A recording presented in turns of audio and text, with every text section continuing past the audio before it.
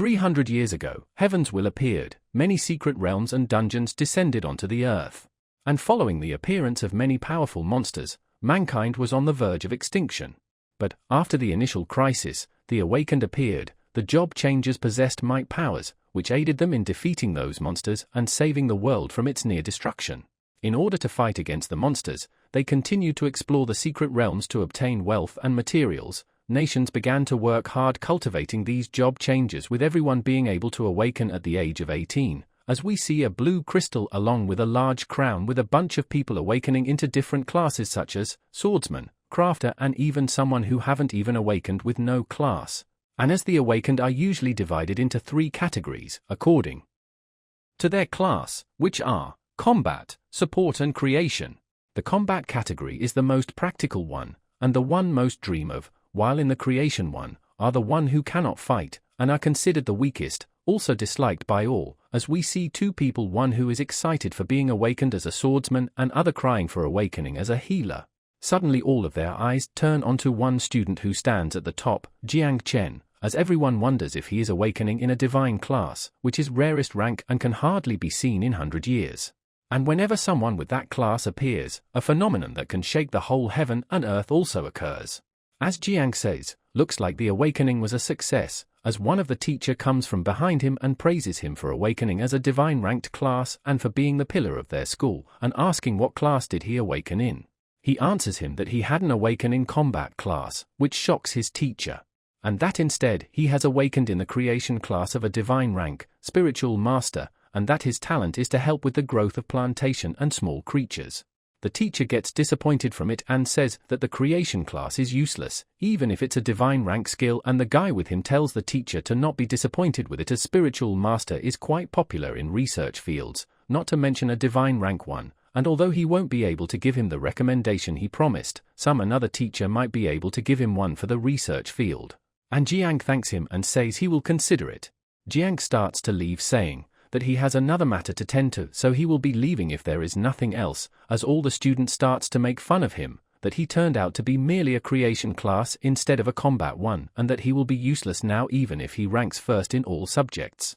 As he walks past, he overhears people talking about how Jiang Chen, who has been thriving as a top student since joining the school, will eventually struggle to maintain his high status. They mention that despite his hard work, he remains a creation class student. Additionally, they excitedly note that Lin, the school's beauty who has always ranked second, has recently awakened a secret combat class. Chen smirks, reflecting that despite brother Jiang and Chang's harshness, awakening as a creation class has dramatically changed things. He concludes that, in this life, only strength truly matters. As he opens up a window and says, "What is wrong with the creation class? It clearly matches my system perfectly." He starts explaining his backstory. "My name is Jiang Chen, I got reincarnated after my death, and came to this world of awakened. After the end of the Dark Era, the world was full of dungeons and monsters. That is to say, from that day forward, the world started to respect the strong. I was reborn as an orphan, and in order to survive in this world, I tried my hardest before I reached 18. I didn't expect to wake up to this system a month ago. The insect race, which inflicted heavy damage to mankind during the Dark Era, they are an extremely powerful race. I heard that the last time a natural calamity struck, 9 out of the 12 kings of the human race were sacrificed to seal it away. In this world, strength is everything, and as long as it can be used, the might of the insect race is strong," and he says the word. "Open the system." Suddenly he arrives at an completely empty space, and thinks, well, it looks like this is my ocean of consciousness. Then this would be my talent. I didn't expect it to be a tree. Suddenly Chen receives several system notifications. Class talent, evolution of all things, requires a sacrifice, usable once every 10 hours, and only once per target. Fruit of all things, allows sacrifice to accelerate a fruit's growth, potentially producing a special fruit. Increased growth, boosts the growth of living beings by 10%, with an 8-hour cooldown. Seeing the notifications, Chen thinks his system is excellent for analyzing his talents. While he might lack direct combat abilities, he realizes that each of these features could be utilized through his insect system. Another notification informs him that testing has completed, and if he wants to summon the mother insect, to which he says, to summon. And just like that, a huge amount of purple aura comes forth, which Chen notices to be really powerful. A system notification pops up informing that the summon was successful, and that he has successfully summoned the natural calamity rank mother insect, 9 miasma wing. Looking at it, he wonders why the size of it is so big. As the insect starts to speak, Master, Little 9 likes the master, Little 9 is hungry, and wants to eat bad monsters.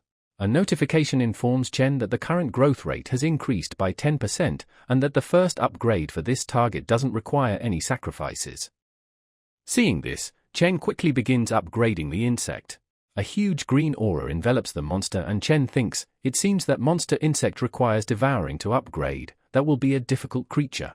As Chen observes the insect, he is struck by its powerful aura, which even starts to push him back. From this energy, he begins to see a set of glowing purple eyes. Suddenly, the insect mother materializes as a young girl with fangs and sharp threads protruding from her back, radiating a strong purple aura. As she stands before Chen, a notification details her new abilities, Feed, which shares 10 times the experience of the master, Poison Mist, allowing her to transform into poisonous mist that corrodes everything, and United, which boosts all of the master's attributes by 20%. And suddenly she jumps and clings on to Chen, saying, that Little 9 has evolved.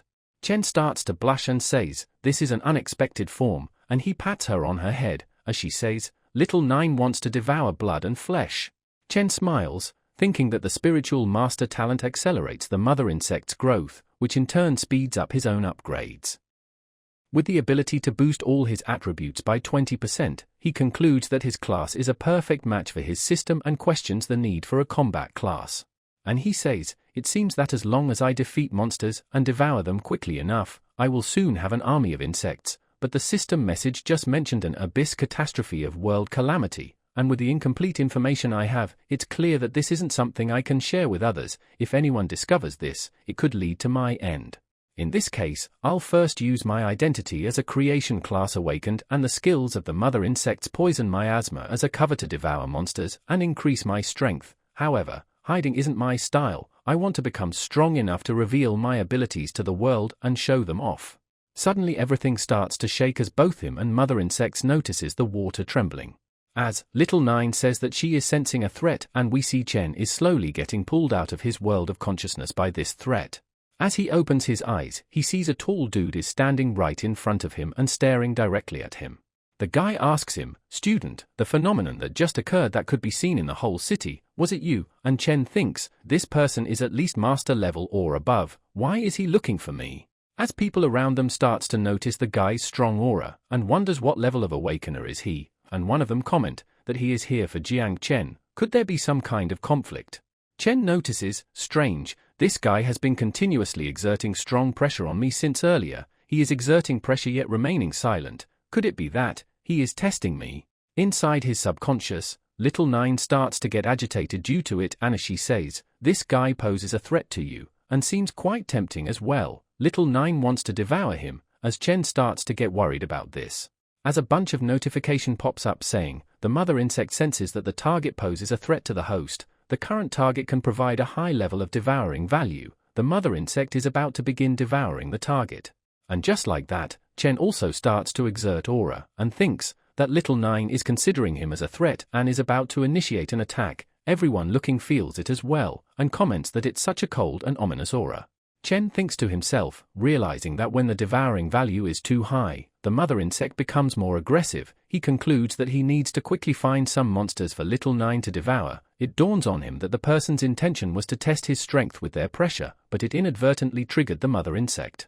But fortunately, I can still suppress the mother insect, as the guy tells him, well done, kid, you just completed your awakening and are already able to withstand my pressure and even counterattack. Truly worthy of a divine rank awakened, your future is limitless. Chen replies, I am flattered, but may I ask who you are? The guy replies, I am Ji Gang, the leader of the Night Watch. I won't beat around the bush. I admire your strength, student. Would you consider joining us, the Night Watch? Chen gets surprised and thinks, so he is from the Night Watch. It's an organization especially made by Xia to resist demon and beast tides. They're always the first one to investigate any beast tide or a secret realm which are generated, and due to their constant fighting their morality rate is very high, and due to which most people avoid it, but for me it's different. Since the mother insect needs to devour monsters to accumulate value and reproduce, he needs to face large monsters for this. Once the devouring value is full, the insect will reproduce, causing potential commotion. Joining the Night Watch would help manage the risks of devouring and breeding.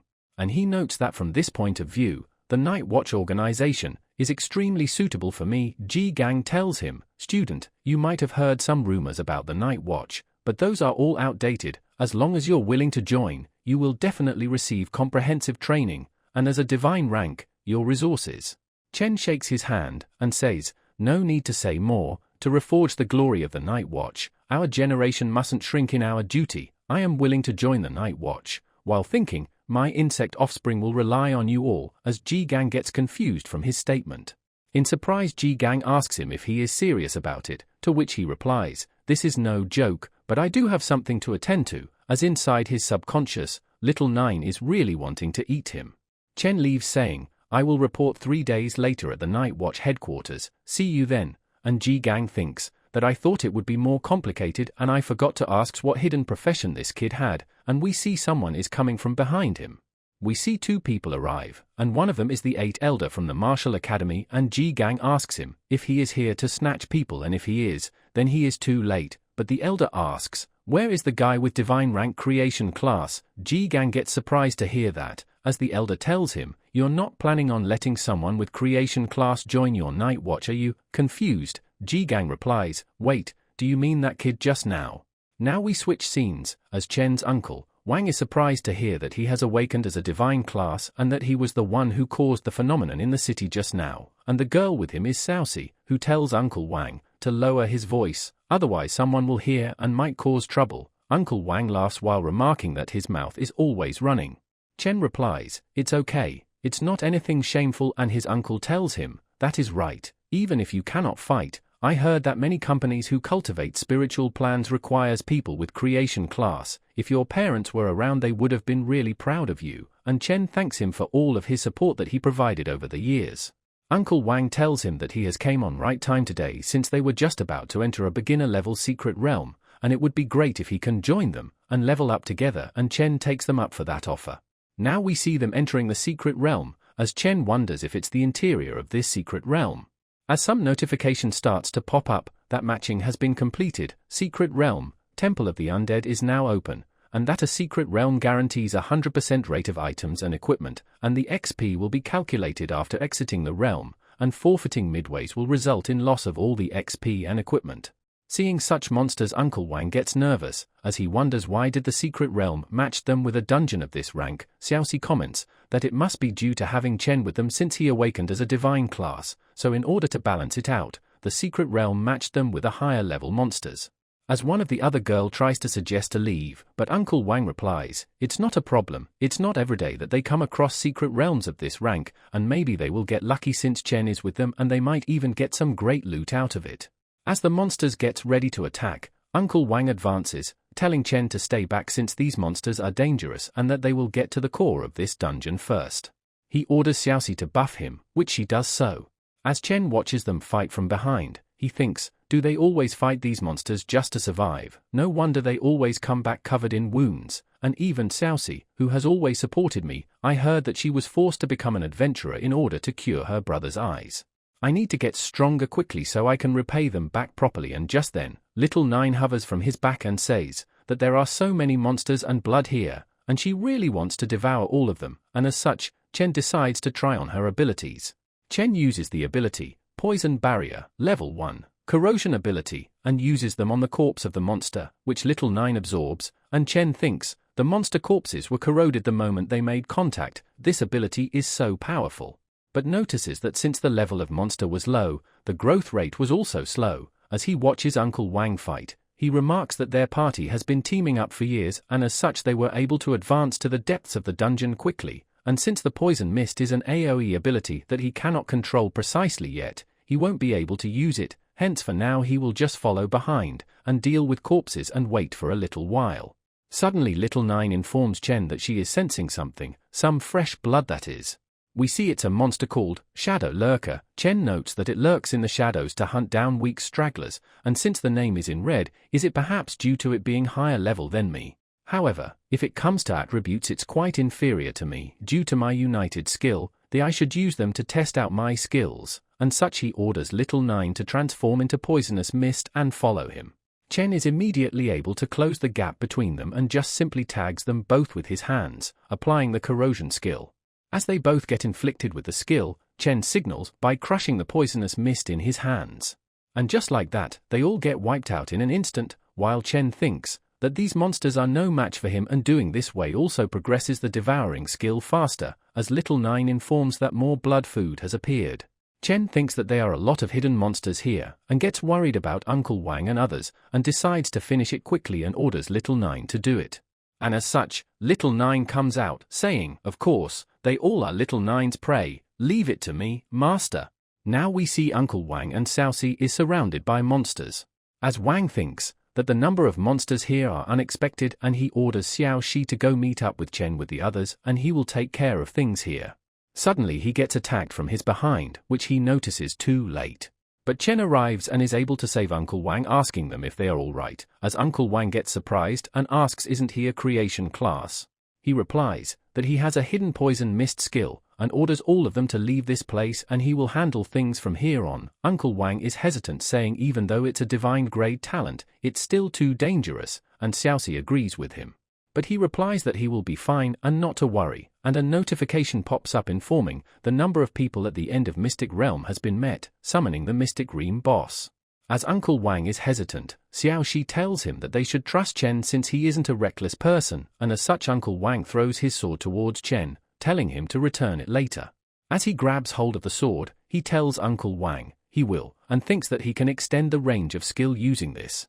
With the sword he is easily able to defeat all of the monsters using his skill, and thinks that he held the top position in skill when it came to the sword mastery. As he is fighting the monsters, we see someone arriving to attack him. As they land, Chen jumps up and dodges. The monster does a sweep attack, and Chen blocks it with his sword, but it breaks. As Chen is pushed back, he wonders if it's a dungeon boss, and that it's more powerful than he expected. Looking at the broken sword, he wonders how will he explain this to Uncle Wang, and we see the monster is the leader of the undead soldiers. The monster instantly disappears and appears right behind Chen. But Chen calls out Little Nine, and she blocks his attack, asking if she can kill him, to which he replies, sure. She breaks his sword by crushing it and charges up her aura. As he tries to punch her, but Little Nine dodges and sends him flying with her whips. As he is in the midair, Little Nine uses her whips to completely cut him up. As looking at it, Chen thinks that she is so powerful, and that he didn't expect her to defeat the boss so easily, as a crystal spawn where they defeated the boss. The crystal starts to condense the surrounding mana. And with that condensed mana it creates a new boss, tyrant of undead soldiers, as Chen notices that the crystal seems to be the real body. He orders Xiao Ju to destroy the crystal inside his body. As he tries to attack Xiao Ju, but she dodges and runs around, the boss tries to slam his weapon down on her, but she jumps up to dodge. She attacks him using her whips, but the boss is really fast and is able to dodge the incoming whips. Chen notices that even with such a huge body he has such speed, and that perhaps he should use plants as he had this idea for a while. As the battle goes on, Chen notices that this monster is really fast and his attacks are quite powerful as well. It's like a charging bull without any control, but that is also its weakness. I've already felt this just now. There are many roots hidden beneath the floor. I just need to use my talent the moment it comes close enough, and that will stop him in place. And just then as the boss comes close enough, Chen uses his skill, Growth Acceleration. He binds the boss using the roots which were hidden beneath the floor, and tells Little Nine that it's her turn now as she goes behind the boss and pierces him apart with her sharp fangs. As the boss gets defeated, Chen thinks, as long as he uses his skills properly, he can fight as well, and he quickly grabs the crystal that appeared and breaks it as well to end it all. He gets a series of notification that the secret realm has been completed and that his contribution has granted him S rank, and the rewards also have been handed out. He gets a dagger in reward, which he thinks to use as a compensation to compensate Uncle Wang, and notices that there are a lot of equipments, but they are all for combat class and not suitable for him. He checks in the rest of the equipments for their attribute, and picks out a hammer which turns out to be too heavy for him. Suddenly he feels the experience that is being granted to him that he got from clearing the secret realm. And due to that we see him able to lift the hammer properly now, as due to the mother insect's passive skill his level gets increased to 6, and the effect from his united skill is stronger as well, and notes that his physical ability also gets stronger along with his level.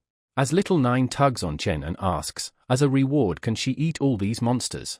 Chen tells her, you cannot eat it, these are for Uncle Wang and the rest to exchange money with, eating them will give you a bad stomach as well. But she asks if she can eat the boss monster, to which Chen thinks he almost forgot about the remains of the boss, its devouring value is precious and cannot be missed. He tells her that it's all hers and thinks that isn't the boss too big for her to eat, but she might be able to use the poison mist to corrode and then eat, but it would take some time for that. But as Little Nine starts to dig in, she transforms into her bigger form. As Chen thinks, so that was how she was gonna eat it, and he notes that the sound is going to be too loud, and that he is glad they are in the secret realm, as if they were in the city, they would have been discovered already. As the devouring value starts to quickly increase, due to it being a boss monster, as suddenly he hears some footsteps coming their way, and Chen realizes that it must be Uncle Wang and everyone else. He orders Little Nine to quickly revert to her other form, and thinks the devouring value was really close to being filled. As Uncle Wang and everyone else comes, he gets surprised after seeing that he really cleared the secret realm all on his own, and Chen tells him about the sword and gives him the dagger to compensate. Uncle Wang replies that it's great since it's a rare item, and with this he won't pursue the matter of damaging his equipment and laughs. Xiao Shi says that the necklace he gave her is also rare item and seems really expensive, and the other girl is in shock on how can he defeat the boss by himself. To which Chen makes an excuse that his skills seem to work really well against that type of monster. As Chen thinks since the secret realm has been cleared it would not refresh anymore, hence he would need to go to wilderness to find more boss-type monsters, as that would be enough to fill the devouring value to start breeding the insect swarm. Uncle Wang tells Chen that it's a pity that he is going to the research department since he was able to defeat a boss monster despite not even being a level 1. And he would have been able to climb to a much higher level if not for that, and asks him his plan for the future. Chen replies that he will be joining the night watch, which surprises Uncle Wang, and Chen adds that he is going there in 3 days, and before going he wanted to increase his level, so he will be going to the wilderness next, and Xiao Shi comments that the wilderness is really dangerous. But Chen replies to not worry about him, and instead of that they might as well worry about those monsters. Fast forward, we see a ruined city in sight and an announcement to get out is made for people wanting to go to the wilderness.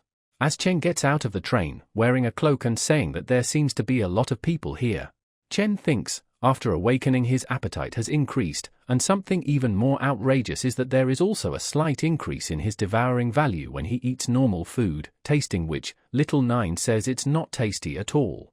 He suddenly brings out a map out of his storage ring and says he will find something to eat for her, and that he didn't expected Uncle Wang to give him most of the equipment and even a map and a storage ring. After hearing that he is going to the wilderness, they all really helped him.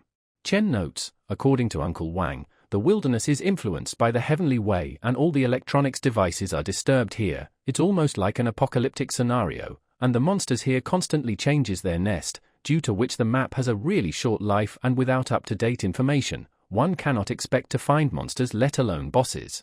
Firebird and thunder rhinoceros are the most common, and they are easy to detect when they move. It is said that his place marked with a question mark must be avoided. It's a very dangerous nest. According to Uncle Wang, this goblin dungeon is the most suitable for me. It has low level, enough monsters, and fewer people.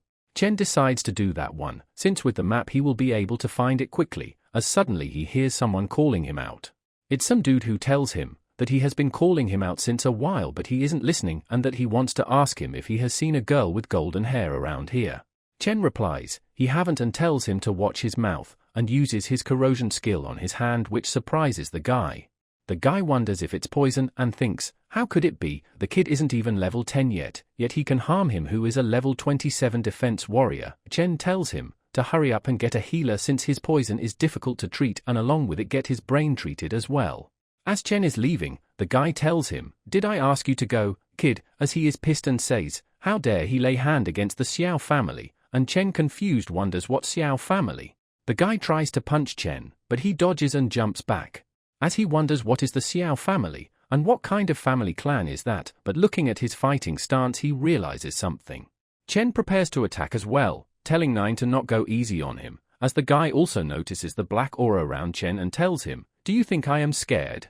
Suddenly someone else comes along and tells the guy whose name is Sheng Tai that he was told to keep a low profile. It's another dude in a cloak who asks him, what is he doing instead of doing what he was told? The guy gets scared and his young master calls him useless trash and punches him, and tells him to not forget he is just the dog for the Xiao family and not qualified to use that name, which he simply agrees with. Seeing all this, Chen thinks, is that guy the master of Zheng Tai? I could not feel his presence at all. He is even more dangerous than Zheng Tai. Young master comes to Chen and apologizes and asks if he wants some sort of compensation for it, to which Chen replies, there is no need. Young master smiles and tells him that he is quite interesting and asks if he is heading towards the wilderness as well. He tells Chen to come with them if he is going there, but Chen leaves saying that he prefer to travel alone. But young master notices that Chen is of divine level in creation class, which he found interesting, and Zheng Tai says, I messed up the task you gave me, how about I keep going? And young master replies, Humph, how long will you take again? I found out that she had escaped from the city and is probably going to cross the wilderness to the nearest station. Young master leaves saying, to make sure she does not reaches the station alive, and orders him to call back all the retainers and follow him to the wilderness. Back to Chen as he thinks, humans have dominated this planet and built countless cities, but with the arrival of era of job transfers, secret realms, beast tides and dungeons, our homes have been invaded and this tremendous power is trying to reshape everything. Now only those who pursue power will return to these places to fight monsters, upgrade and seize wealth, and these places are what we call wilderness. As he arrives at some huge broken building, he feels like that he is lost. Chen thinks, Goblin's Nest should be in this direction, but it's almost late at night and I still haven't reached. There were many monsters scattered along the way as well, but now I don't see any. The devouring value they provide is too low, and I am unable to find any monster nest with boss. I might have to delay going to night watch, and I need to include the time to turn around as well. As the weather changes and rain starts pouring, we see a monster is sneaking behind Chen while he thinks that the rain feels like wave of magic and wonders if he has entered a nest. It's great even if it's wrong nest, since he would be able to find monster in it. He notices the huge spider-like creature crawling right above him. Little Nine asks if she should help, and Chen replies no need, since this opponent isn't high level, just has a large body. As the monster attacks him with one of his leg, Chen dodges all the strikes. He jumps right above him, preparing to attack, and punches him, which makes him fall down. Little Nine tells him to look over there, and we see a huge amount of spider monsters surrounding Chen. He takes out his weapon and tells Little Nine she can eat all she wants now. As he starts to slash apart bunch of them with extreme speed, while thinking it's better to fight them at wilderness since you get XP right after killing them, and with a single sweep it has increased a lot. At this rate, we can level up 2 times if we fight monsters on their way back. And just like that all the bodies starts to pile up and he orders Little Nine to eat them all. But Little Nine notices something more delicious and Chen replies that it should be the boss, and he orders her to find him. But he suddenly hears the sound, ouch, and gets confused, as he sees a girl laying on the ground and thinks if that is actually a monster. The girl suddenly wakes up, confused, and wondering where is she? As Chen asks her if she is awake, she immediately jumps back in fear of him, asking him, who is he? And Chen tells her to calm down, and that he is just here to hunt monsters, he isn't gonna hurt her. She replies that she remembers him, as he was the one who ambushed her just now. Chen apologizes and says he thought she was a monster. She blushes and calls Chen rude for saying that. As she checks her body for any damage or harm, while Chen looks at her and notes that she seems fine even after taking a full attack and wonders who is she. She uses her ring to check time and says that she wasted too much time here, and at this rate they will catch up with her. Chen wonders if she is being chased and asks her if something is wrong, and why she seems to be in such a hurry to leave. She smiles and makes an excuse that she isn't in good shape and there are monsters here so we'll get going, while telling Chen that he can continue hunting monsters, and tries to leave saying goodbye, while Chen thinks that she sucks at acting.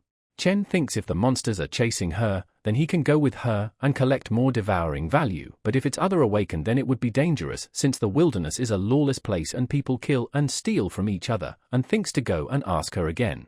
Little Nine informs Chen that a lot of things are heading his way. As Chen says, it should be monsters, it's great, but then he gets shocked seeing their numbers which are far more than he imagined them to be. As he thinks this was probably what she was running from, but he won't have to worry since it's not other awakeners. He gets ready to fight, and tells Little Nine to go into mist form. As the monster attacks him, but Chen slashes him apart easily. And he notes that these monsters seems quicker than before and one even sneak attacks him, which again surprises him. But he is still able to take care of them relatively easily and realizes something is off. And he even notes that they seems to be taking turns while attacking, and realizes that the boss behind them is controlling them and making them attack in formation. As he thinks, thousands of monsters with same mind, no wonder no one is here, and he sets his eyes on the boss as the first target now.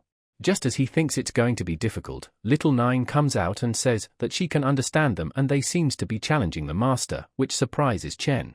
She gets pissed and lets out a roar, shouting arrogant things, which makes all the monsters scramble away. Chen thinks the monsters are mess, perhaps it's due to them being insects as well, as Little Nine informs him that she has cut off the connection between them, and Chen thinks that he didn't knew he could use this skill this way as well, and it makes things easier. Both Little Nine and Chen gets ready to directly kill the boss now. He tells Little Nine to stick close, and he rushes towards the boss, obliterating all the monsters in his path while saying that these monsters are weaklings without the boss controlling them. He reaches the boss and jumps right above him, and thinks that they only have one target, which is him who gives the most devouring value. As he strikes down the boss in a single blow, while declaring that it's finally time to create his insect swarm. As the boss dies, Chen thinks that as long as his level increases, his power will keep growing, and that even now his individual combat power matches that of a 25th level combat type awakener. As he looks over to the remaining insect groups who starts to retreat, as Chen notes that they sense there is no point in fighting anymore. He decides to not chase them as completing his insect swarm comes first, as he orders Little Nine to devour the boss monster. Chen notes that elite-level monsters provide better devouring value and that it was a good idea to chase after them since it accelerated the growth of his swarm as well, as finally the devouring value gets maxed out. Little Nine informs that she can begin with reproduction now, and Chen orders her to start doing so. As the notification pops up that he has started the reproduction of insect swarm and that his growth acceleration skill is also being used to accelerate the growth, which surprises him as he didn't knew he could also use it for that. As the process finishes, he gets new skills, which are Insect Nest and Overlord, as he looks up in the sky in shock upon seeing his insect swarm. We see it's a huge number of insects flying in the sky, to which Chen remarks, is a grandiose sight. As Chen thinks it's a huge quantity, the first production alone reached 2,000 offsprings, and wonders how big the swarm would be for the third and fourth generation, as he touches them and says they are really bonded to him, and he has also seems to have gotten new skills, the ability to camouflage and self-destruct, which both seems quite useful. As Little Nine comes from behind and hugs him, Chen pats her on the head and notes that there aren't any big changes to Little Nine herself. Little Nine tells Chen that she wants to rest, as he gets confused, and she returns back to his subconsciousness. Chen smiles and notes the sign on his hand and thinks that this is the space where the swarm resides, which is great since they can be hidden easily and he won't have to worry about being discovered anymore. However, the max level seems to be a fixed level functional skill, and notes that Little Nine is already asleep, and it seems that she has to sleep even after consuming a large amount of insects. As Chen remembers that he got the Overlord skill as well, and decides to try it out.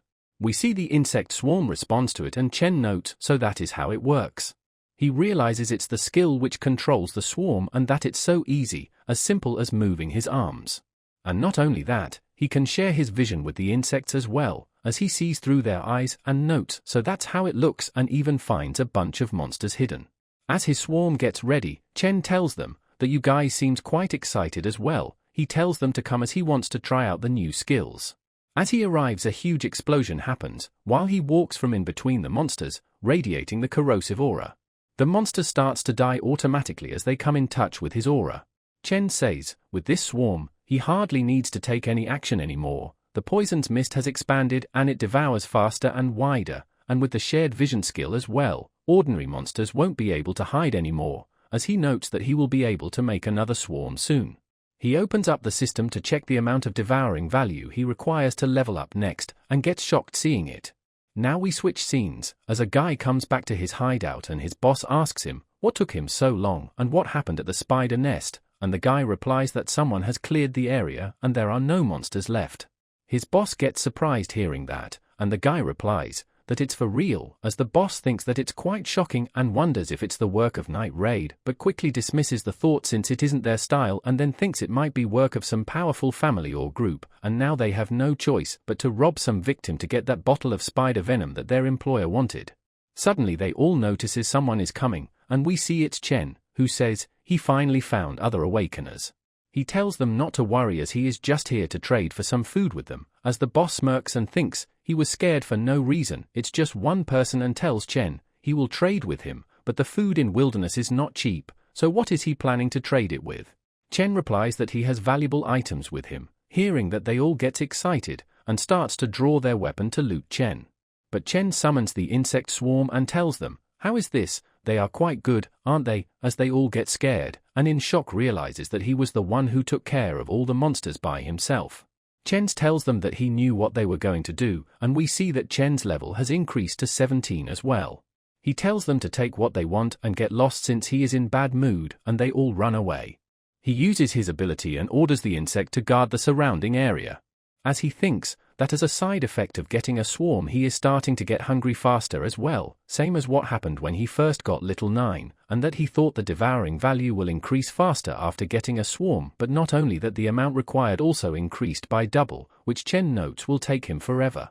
And now the devouring value boss provide is also just a drop in bucket. Even if he clears all the nest available to public, it still might not be enough to start the next production. However, Animal Nest and Secret Realm that Nightwatch has isn't for public, so in order to use that he has to report to Nightwatch as quickly as possible.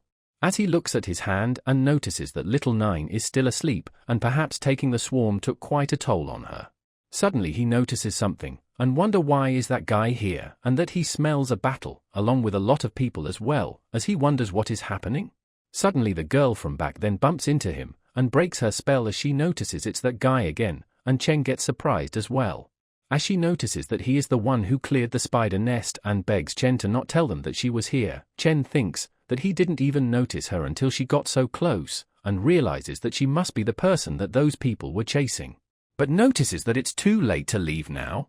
As we see that those people arrive, as the guy tells Chen that it's him again, and what a sight it is to be camping out alone, as the guy with young master asks Chen if he saw a girl run just now, and if he don't tell, they will kill him for real. But the young master tells him to hold, as he sits with Chen and tells him that he leveled up quickly for a creation type, and even though the day isn't over he is already level 16, and that he is getting even more interested in him, but right now he have something urgent to do. He points his sword towards Chen and asks him if he saw a black-haired girl, and Chen thinks that he has a strong aura, he must be over level 30, and even more he was able to tell his profession and level just by a glance. He must have some appraisal equipment with him.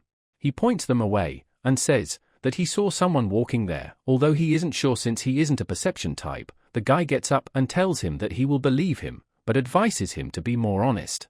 He warns Chen while leaving that if he gets to know he is helping her, then Jin Empire's Xiao family will not let him be, as Chen realizes that they are a family from the Jin Empire. Chen explains that families from Jin Empire have long history, and all of them are high-ranking officials. They are mysterious and rarely appears unless some major disaster occurs. Some of them are even powerful enough to destroy entire continent. It's a bad idea to be remembered by those kind of people. And he thinks that he cannot stay here, it's not safe, and the girl comes out as well, thinking that she is saved. Chen grabs her and tells her to come with him, as even last time she almost screwed him over, and this time as well, and asks her for the truth on why are they chasing her.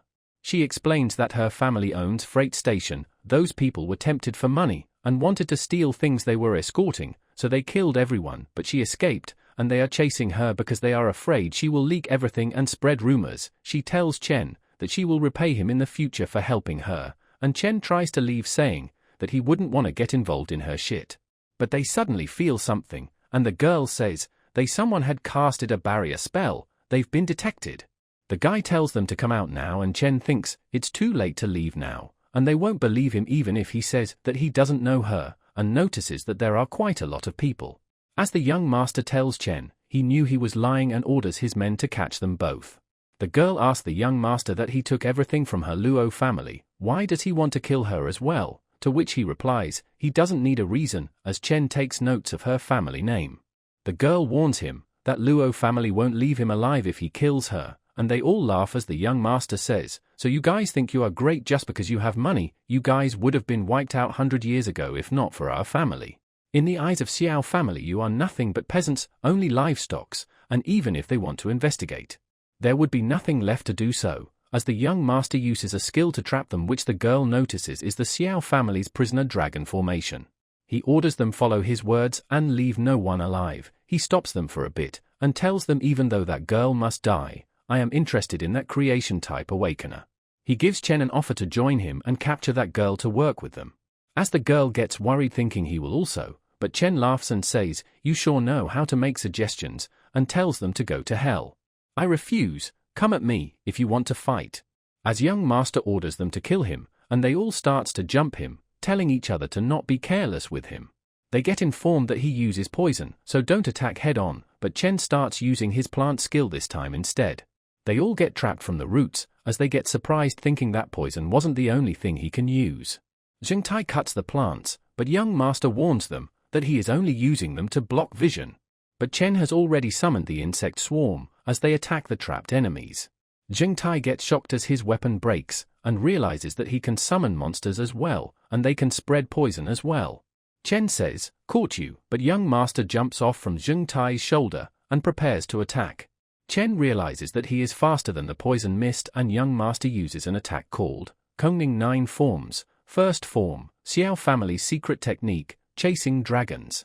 Young master says he already knew he was difficult to deal with, but he is only level 15 and quite slow, but he gets shocked upon seeing something. We see the girl using her barrier to protect Chen, as Chen notes that she is a defense type. Young master attacks again, but Chen immediately uses his insects to swarm him with it and Zhengtai rushes to save him. As young master grabs hold of Zhengtai and uses him as a shield to defend from attacks, as Chen remarks how nasty he is for using his own men to block the attack. As young master tells Zhengtai that if he can take hit for him, then he didn't die in vain, and tells Chen that he is indeed strong, and he can't believe he is forcing him to use a dragon pill. Young master declares that this is the end and with his next attack he will be slicing his head off. We see a dragon forming behind the young master as Chen gets ready as well. He uses Kongning 9 Forms, second form, Dragon Subduing Slash, which sends a huge slash onto Chen in a form of a dragon. The girl gets her shield up to guard against the attack. She says that his strength has gone up since taking the pill, her shield won't hold out for much longer, as Chen thinks his attacks are lethal, and it's surprising that he still has that much power left. Seeing the cruel and extraordinary strength of his attack, Chen decides that he has to go all out to deal with this kind of guy, he cannot show any mercy. Seeing his strength, young master also gets surprised and the girl also wonders that if he is really a creation type. As he tells his huge insect swarm to go forth, and they all attack the young master. The young master again tries to attack saying, regardless of amount they are still insects, to which Chen replies, really? As all of the insects starts to heal, which shocks the young master as he wonders what the hell are they, while Chen looks on and says, let's see how long you last. The young master notices that the dragon chi he is emitting is being swallowed up. One of the insects finally gets through and bites his hand, and affects it with poison making it useless and unable to wield a sword. Realizing that he has no choice, he uses Life Jade Protector, while mocking Chen, saying, does he really think a few broken insect could take him down? As Chen notes that the treasure is quite powerful and uses his Overlord Devour skill on it, but the shield remains unaffected. Young master tells Chen, stop wasting your energy, this shield blocks all the external attacks, it's impossible to harm me now, it is really unexpected that you could push me to use this, you are indeed insane, but you have shown all your trump cards now. He gets close to Chen and again offers him to join the Xiao family, as this is something many people can only dream of, but Chen replies that he seems quite sheltered if he cannot even see his own situation clearly, to which young master replies, to stop his bluffs. And tells him that even if he can't kill him today, he will keep trying, and that he doesn't understand the power of Xiao family, and if he really thinks he can fight against such a family, but Chen smirks and replies, that didn't you say, even if you want to investigate, there must be something you can trace, what will happen if you die without even leaving a single hair behind? As just then we see Little Nine standing behind them, in her huge form. As she tells Chen that Little Nine has woken up, and it's time to eat, since she is starving, as looking at it, young master gets scared. She strikes him with her large fang-like legs and pins him onto the wall. As young master in shock, thinks what kind of insect is this, and Chen tells him that he and his jade protector will be good nutrients for Little Nine. As Little Nine attacks him again, this time breaking down his shield. Coughing blood, young master in shock thinks that the shield was supposed to be invincible as the treasure of Xiao family. As the attack this time completely eradicates every trace of young master, leaving only a pile of blood. As Chen recalls her back, while saying that Xiao family is nothing much, while the girl behind him thinks that he is too scary. And now that I know his secret, is he going to kill me to keep my mouth shut? As Chen takes notice of her and says, "Right, you're still here." Chen tries to intimidate her and asks, what should he do with her, and to give him a reason to let her live. She bows down and offers her a treasure worth 10 million which was on her, calling it basically her lifeline. Chen tells her that she is quite sincere, but it's a pity that she knows too much, and she knows how to lie as well. She gets scared and tries to take an oath that she, Luo Sandao, swears to the heavens that if she lied to her benefactor, she would be struck by lightning 5 times, but Chen doubts that it's her real name, and asks did she really thought it through before making up that name. But she replies that she is being serious, and she herself doesn't know what her parents were thinking when they were naming her, and as a proof, she gives him her ID. Seeing the ID picture being different, Chen asks if she is sure that it's her. And she replies that it was a picture that was taken 2 years ago, and she didn't hit her growth spurt back then, and also because she hadn't lost weight. Hearing which, Chen starts to laugh. But once again tells her that it's still not enough guaranteed that she will keep that a secret, as only a dead man tells no tales. But suddenly, she pulls out some kind of scroll and tells Chen to not worry about it, and looking at which, Chen wonders what is it. She replies that it's a seal scroll. If the defaulter reveals the secret, they will immediately die, and she is very scared of death as well. Chen notes that he did not think there would be something like this here, and accepts her promise since she signed the seal scroll, and she thanks him for it. Chen asks her on how much does the scroll cost, and she replies it's about 10 million. Hearing which, he gets angry and says that it means the only valuable item in the storage ring was just used by her. She gets scared and tells him to not be angry, and offers that as long as he can bring her home, her parents will definitely treat him fairly. But Chen starts to leave, saying that he has to report to Night Watch tomorrow morning, as there has been too much delay already, and wishes her all the best. She tries to stop him by saying that sending her home is much closer than going to the Night Watch, and her home also has a teleportation station, and he won't be late due to that. Fast forward, and we see Chen arriving at Luo Sandao's, the Luo family mansion. Inside the mansion, we see a huge number of guards kneeling down in front of her mother, as she is very angry at them. The guards apologizes for Sandao's suffering, and tries to calm down her mother by saying that all deserve death for this. Her mother plans on killing the Xiao family, but her husband arrives and tells her to calm down, as the most important thing is that their daughter has returned safely, and the Xiao family is one of the great families from the Jin Empire. They are not someone they can afford to go against, and upon hearing her name from her parents' mouth, Chen finally believes that her name really is Luo Sandao. Her father goes towards Chen, and thanks him for saving their daughter, and gives him a black card. Her mom tells Chen that she has arranged a breakfast, so he should eat before leaving, as the teleportation will only take a few moments. Chen accepts the black card, and hesitates for the breakfast, but his stomach starts growling, and he gets embarrassed and accepts to eat a little. We see the empty food plates piled up, as Chen notes that the more insects he controls, the more his food intake increases. Her parents are surprised, and wonders if this is called eating a little, and Sandao tells Chen to eat as much as he likes as there is no rush. Sandao's parents are quite impressed by Chen, as their daughter informed them that Chen is a creation type, yet also a divine level, and he is also a newly awakened who can already save someone from the hands of the Xiao family, and her dad says that although Sandao won't admit it, Chen is quite useful and handsome as well, and we can see Sandao blushing slightly while watching Chen eat. Her parents gives each other the look, and notes that if Chen can help them fight against Xiao family, and also someone who can protect their daughter. Suddenly, they both go over to Chen, and her mom asks him if she has a girlfriend, and if not, her daughter is free, and that her hidden profession is also pretty good, along with that she is also skilled in doing business and financial management, and her dad adds that the most important thing is, their Sandao has a golden figure, 36, 24, 36, she got both beauty and brains. He gives Chen a thumbs up while saying that he is already thinking of the name of his grandchild. Hearing this all, Sandao freaks out and Chen is also shocked. Chen quickly takes his leave while thanking them, and her dad tells him that they will talk about it next time again. Both of them starts teasing Sandao, with her dad saying that his son-in-law has left, and as his wife, she should see him out, and her mom tells her to not worry, as the black card that her dad gave him also had a tracking device, so she can follow him wherever he goes, while Sandow is embarrassed and tells them to quit it already.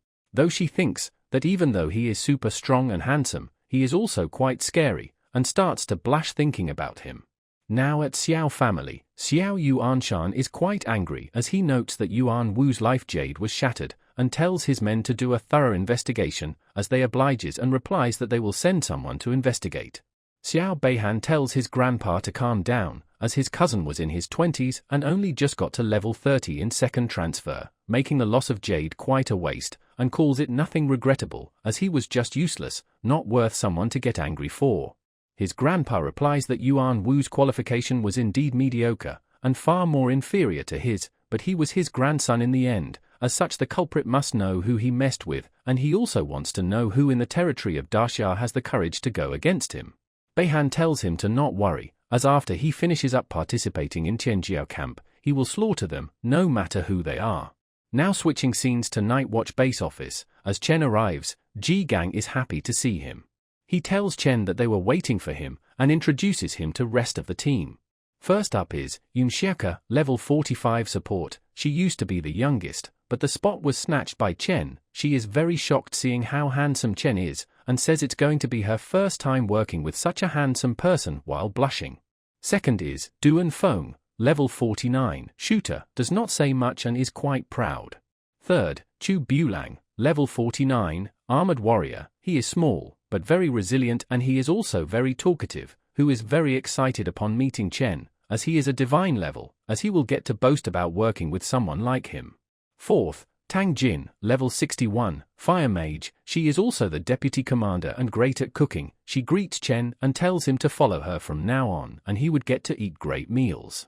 Chen thanks everyone, while saying that a mere creation type like him is not much, while thinking that everyone is being too enthusiastic, as usually people are not generally favorable to a divine level creation type. But Ji Gang tells him there is nothing wrong with being a creation type, as a divine level is divine level. They are not looking down on him, especially since he chose them as it's going to be his home in the future. Meanwhile, Chen thinks that he just wanted to come to gather resource and hide his identity, but upon hearing all this, he starts to change his mind. Ji Gang tells him that it's time to get down to business, and they would like to sign him up for Tianjiao training camp in 3 days to get some resources, but there is a condition to be above level 20, and he doesn't know how many levels more will Chen require. Chen replies that he is already at level 17, and Ji Gang gets shocked upon hearing it. He then starts laughing hearing it, calling him a divine talent, and says it's not difficult to level up 3 more times, and he would sign him up later. Suddenly they all get on guard upon noticing something. Ji Gang asks him if he was dealing with any powerful people these past few days, as there is an unknown third transfer awakener who is using his divine sense to investigate his whereabouts. Hearing which, Chen wonders if it's the Xiao family. We then see Ji Gang telling Xiao Qi that they are leaving this to her, and she uses her ability and creates a soundproof barrier so they can talk easily. Ji Gang asks Chen if there is anything to say, he should tell them instead of keeping it to himself, and Chen reveals that he killed Xiao Yuan Wu yesterday, though he did not leave any traces behind, so he doesn't know how they found out. Both Ji Gang and Tang Jin get shocked upon hearing that, and they confirm if it was the grandson of Xiao Yuanshan, to which Chen replies, he thinks so, and he might have done something troublesome for them. Ji Gang tells him that it's well known that the Xiao family has committed many evil deeds. The younger generations have also committed a lot of crimes in recent years, but what he did is also considered doing harm to the people. Although the Xiao family is terrifying, he has heard Yuan Wu was the least promising and least favored, so Yuan Shan might not personally take any action. Tang Jin adds, they cannot sit idle either, as he must be sending someone else then. Seeing them, Chen thinks that as an orphan, although he had neighbors to support him since he was young, it's still the first time that he is feeling at home. Ji Gang then realizes something, that even if Yuan Wu was not talented, he should have passed the second transfer already. He then grabs Chen and asks on how did a level 17, first transfer, creation type like him killed a second transfer, level 30 in battle, and Chen tells him to calm down and says that he was helped by someone. Ji Gang asks, who? And Chen replies that it was Jiangnan Luo family, Luo Sandow. She has a hidden profession of the defense type. They are quite surprised knowing that, as they are the richest business family in Jiangnan, and their only daughter, Luo Sandow.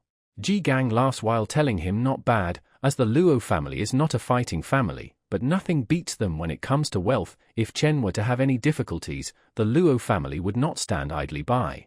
Once again, Ji Gang realizes something, that if Luo Sandao is a defense type, she should not have much attack power, which can only mean one thing. As such, Chen reveals that he has two professions, a hidden profession, poison type. Ji Gang is once again shocked and elated as he asks him, how many more surprises is he hiding, and shakes his hand, but Chen warns him that it's very poisonous.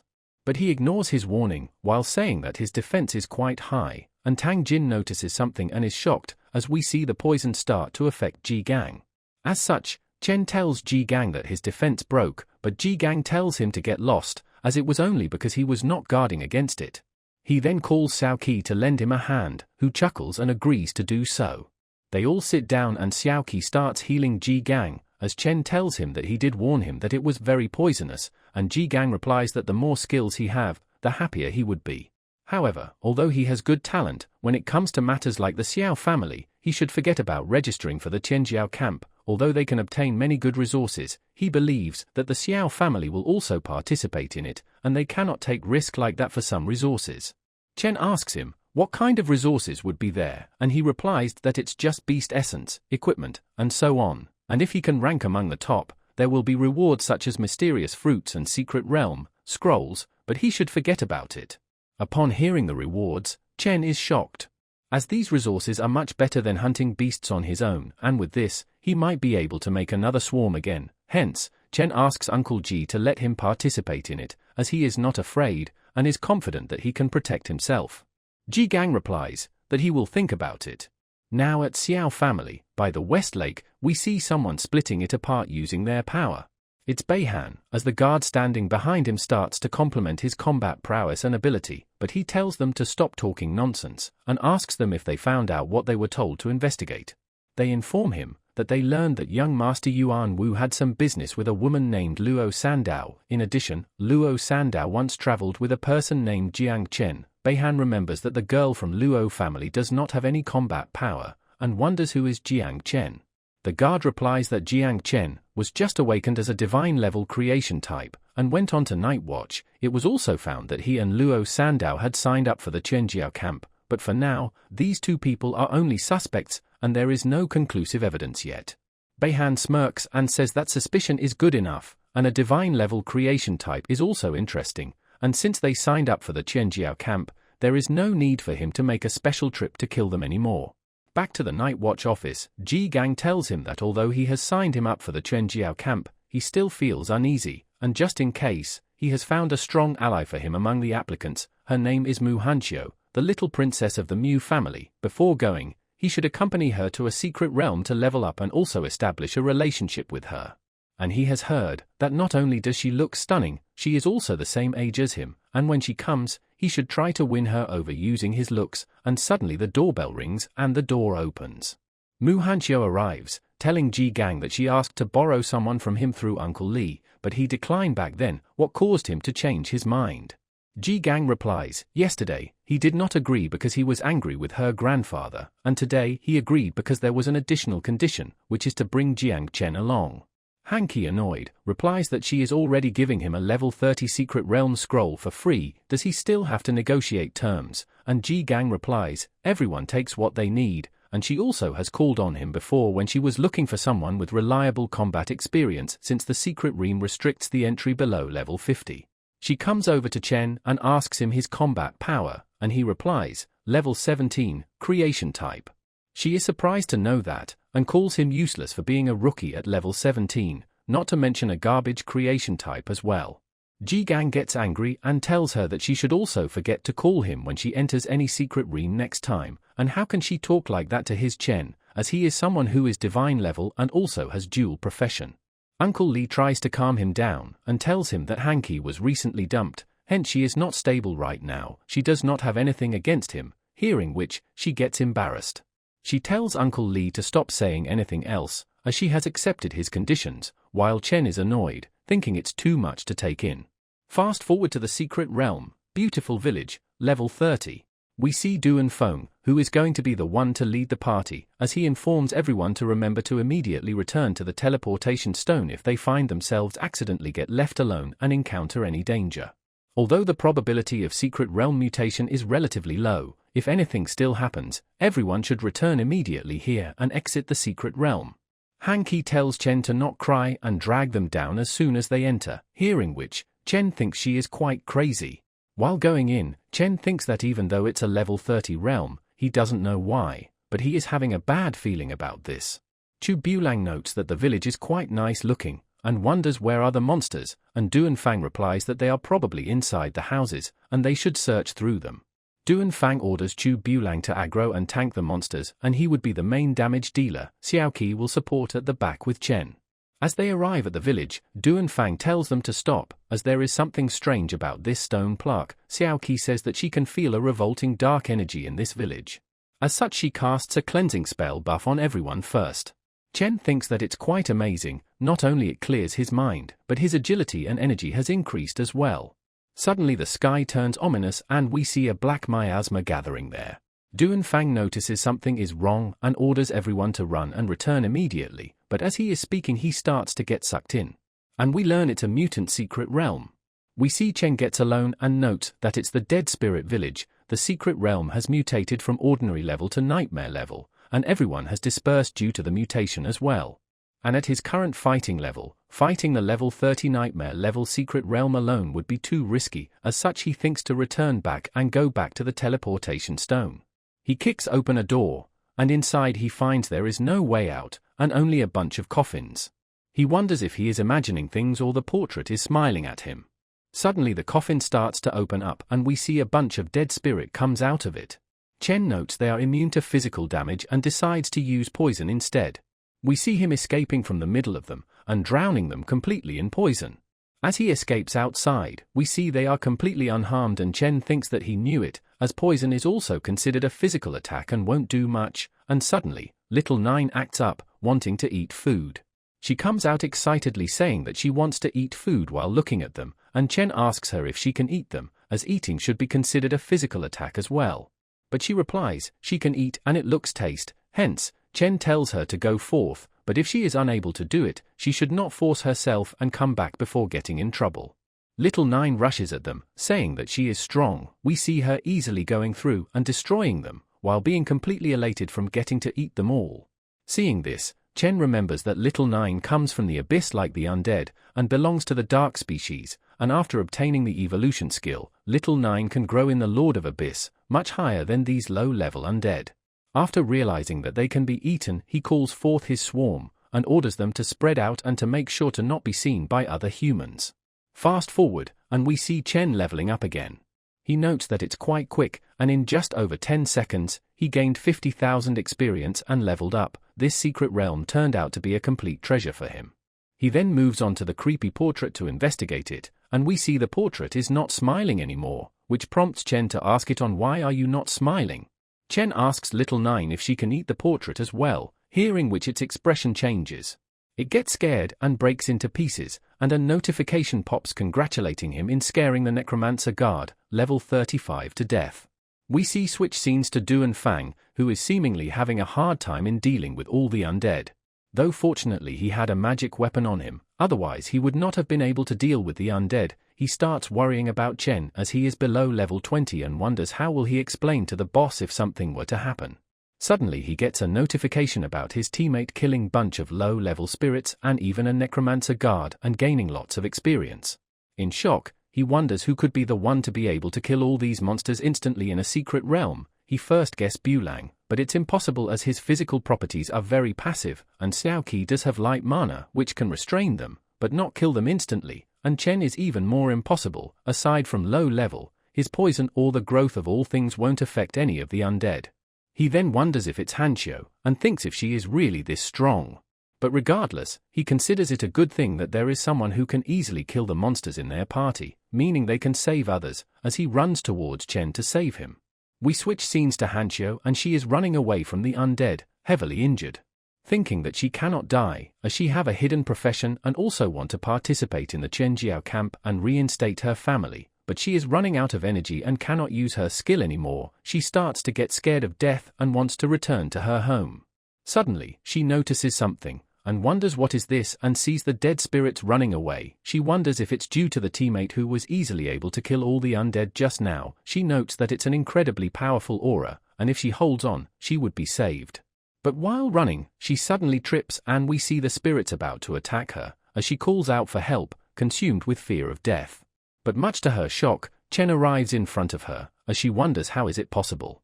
She tries to reach out to Chen, asking for help. Chen grabs her hand and throws her forward, telling her to run faster and not block his way. She falls on the ground, and gets up, trying to tell him something, but is left shocked upon seeing something. We see him easily taking care of all the dead spirits, making Hanshio call it so cool. Seeing it, she wonders if it's really the power of creation type trash, but she remembers that he had dual professions, noting that this poison type is his true self. She starts blushing heavily, and notes that her heart is beating so fast, and thinks that it must be due to the poison. Fast forward to half an hour later, Bulang comments that the dead spirits are very annoying, and Duanfang agrees, but calls it quite strange that there weren't any more when he passed by that house, and Xiaoqi wonders if it was Hanshio who cleared all the dead spirits, and wonders if she had some secret treasure because she is too strong. Duanfang hopes that Chen is okay and Xiaoqi notes some signs of battle ahead, and it also looks recent. As they arrive, she notes that these are pieces of dead spirits. Duanfang tells her to search around, since if anything happened to Cheng, none of them would be able to handle the consequences. As they are going around, they are shocked upon finding Hanshio and Cheng sitting together surrounded by a bunch of dead spirit corpses. Bulang wonders if it's really Chen, and Xiaoqi says it is, but Duanfang tells them to hold it, because it's very strange, as how can Mu Hanshio be like a servant, beating Chen's back, and assumes that those two people are likely to be the boss and has transformed to trick them. But as Chen and Hanshio notice them, Chen tries to go over to them, telling Duanfang that the boss altar should be in the backyard, but they all get on guard first and Duanfang tells him to answer some of his questions first. But Hanshio gets in front of Chen, telling Duanfang that he has to go through her first if he got anything to do with Chen. But Chen pushes her away, and tells Duanfang that he knows what they are thinking, but he is not a monster, but too charming, and if he doesn't believe it, Chen correctly says their boss name and that Aunt Tang is the best cook. Hearing this all, they all finally believes him and Xiaoqi immediately goes over to him in worry and asks if he is injured. Chen tells them both to act properly, and Hanshio gets all submissive telling Chen to not be angry on her, as she will listen properly. Seeing this scene, both Duanfang and Bulang are left astonished, with Bulang being a little envious. Chen gets annoyed, and tells everyone that it's enough, and asks if they want to fight the boss or not, and they finally get themselves together. Chen kicks open the door to the boss's altar, and we see all of them entering. We see the boss is huge, and a level 45, dead spirit leader. Duanfang tells everyone to be careful, as he will get its attention and tells Hanshio to protect Chen, and Xiaoqi to keep the buff constant and dodge the attacks, with Bulang dealing damage but keeping safety as his priority, and they cannot afford to make any mistake. They all quickly get on guard upon seeing the boss move, but much to all of their shock, the boss bows down in front of them. They all are shocked to see him begging, and Chen steps forward, saying that since everyone is injured, he would take care of this, and thinks that it's a good chance for Little Nine to eat. Little Nine comes out and eats the boss whole, and we see the notification of the boss getting defeated and Little Nine gaining experience and Chen also leveling up. They all get a notification about defeating the final boss and clearing the secret realm, and the rewards also starts getting calculated. They all are shocked upon seeing the boss defeated just like that, and Duanfang realizes that it was Chen who instantly defeated all the dead spirits. Chen replies that he was just lucky that his poison was effective against them. We then see all of them getting rewards and grades, as they note that the equipment reward for individual reward is already quite good, but the team reward is even better, and they have never gotten this much before. They all thanks Chen, as he basically carried them for the whole secret realm. Chen notes that as expected from a level 30 secret realm, the drop rate of good items is awesome, and these equipment are probably worth billions. Among them, he notices an invisibility cloak, which he finds useful, and for the rest of them, he decides to sell in exchange for blood essence for his young insects. We then see a notification, telling everyone to exit the secret realm as soon as possible, as it's about to disappear, and Chen notes that the devouring value has increased significantly, and if they drink some blood essence, he should be able to get another swarm soon. Now at the Night Watch office building, Ji Gang is shocked upon all the revelations that the secret realm mutated, Chen conquering Mu Hanshio and also carrying the whole team. He tells everyone to leave, as he wants to talk to Chen alone. Chen gets nervous and Ji Gang tells him to be honest with him, as his reasoning that his poison can work against dead spirits can deceive Du and Fang and the others, but not him. Ji Gang starts to release his aura, tells Chen to be honest and asks him, what else is he hiding? Chen wonders if he would have to reveal his insects to him, as they are calamities from ancient time, and wonders if people were to know about them, would they let him go? As Ji Gang tries to intimidate him, Chen starts to get nervous. Suddenly, he pats him on the back, laughing and saying that even a guy like him can get nervous, and asks what happened to his courage when he was in Secret Realm, as Chen replies that it really scared him. Ji Gang replies that it's not like he wanted to scare him, it's just if he does not want to say it right now, then he doesn't want to force him either. The more cards he has in his hands, the more happier he would be in the future, and the Night Watch will depend on him to create more glory.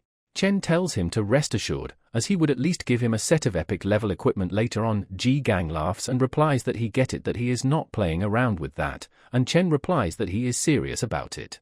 But suddenly, Ji Gang tells him that it's good that he has cards up his sleeves, but there are more things that he needs to explain, and pulls out some captured people from his ability, seeing which Chen is confused. Ji Gang explains that these guys are, at the very least, third transfer masters above level 60, there are even 2 level 90 or above fourth transfer great masters, and he cannot handle any of them, he is simply collecting corpses.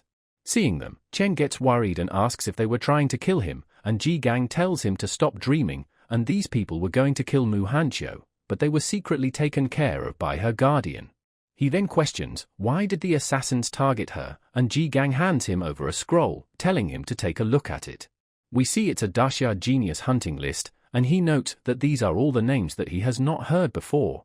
In it, he is surprised to see the name of Xiao Beihan from the Xiao family, and Ji Gang tells him that these are all the name of top-tier geniuses in his generation, and Beihan is also one of them. They will also participate in the Chenjiao camp of the 8 major zones, and Xiao Beihan will be with him in Jianghan zone.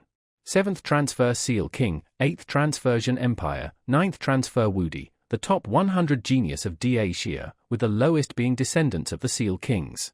And as a descendant of the 12 Seal Kings in Jiangnan, Hanxiu only ranks 77th, however, even so there were countless masters who tried to assassinate her, but they were all killed by her secret guards, indicating the strength of the people backing her.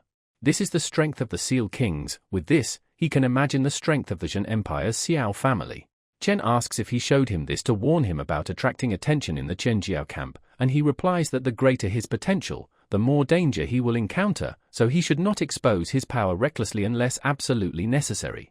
As there are powerful forces behind other geniuses that protect them, and although he does have him, he does not consider himself a skilled, and so far he only had job transfer 3 times, and he is afraid that he won't be able to protect him well. Chen replies that he will remember everything he said, and thinks that not only Uncle Ji not blame him for hiding something from him, he is also trying to protect him with such care.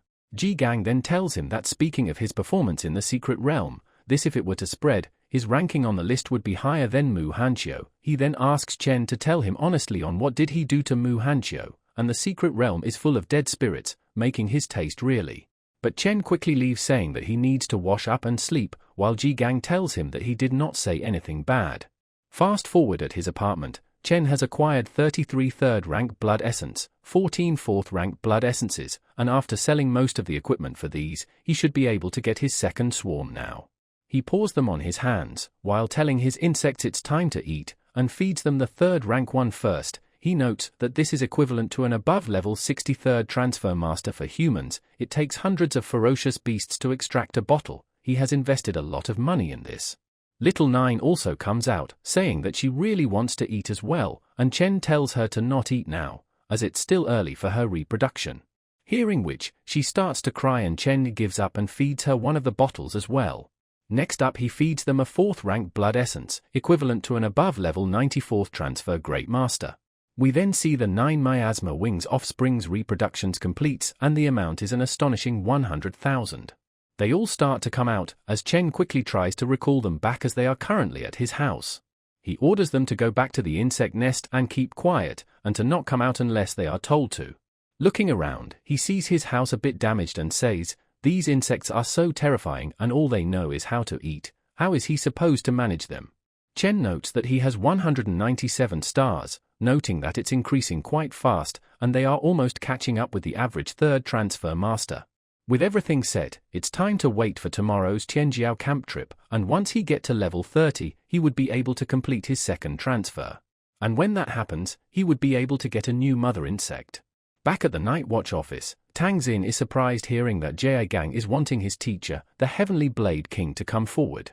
She asks if it's really necessary to stir up a crowd like this about Xiao Chen's matter, and he replies that it's just in case. He will definitely encounter that arrogant Xiao Beihan in the Jiangnan zone. What is more serious is that it's impossible to hide secrets in the Tianjiao camp. And there is something on Xiao Chen which makes him feel scared, and he is worried that his poison type is actually taboo.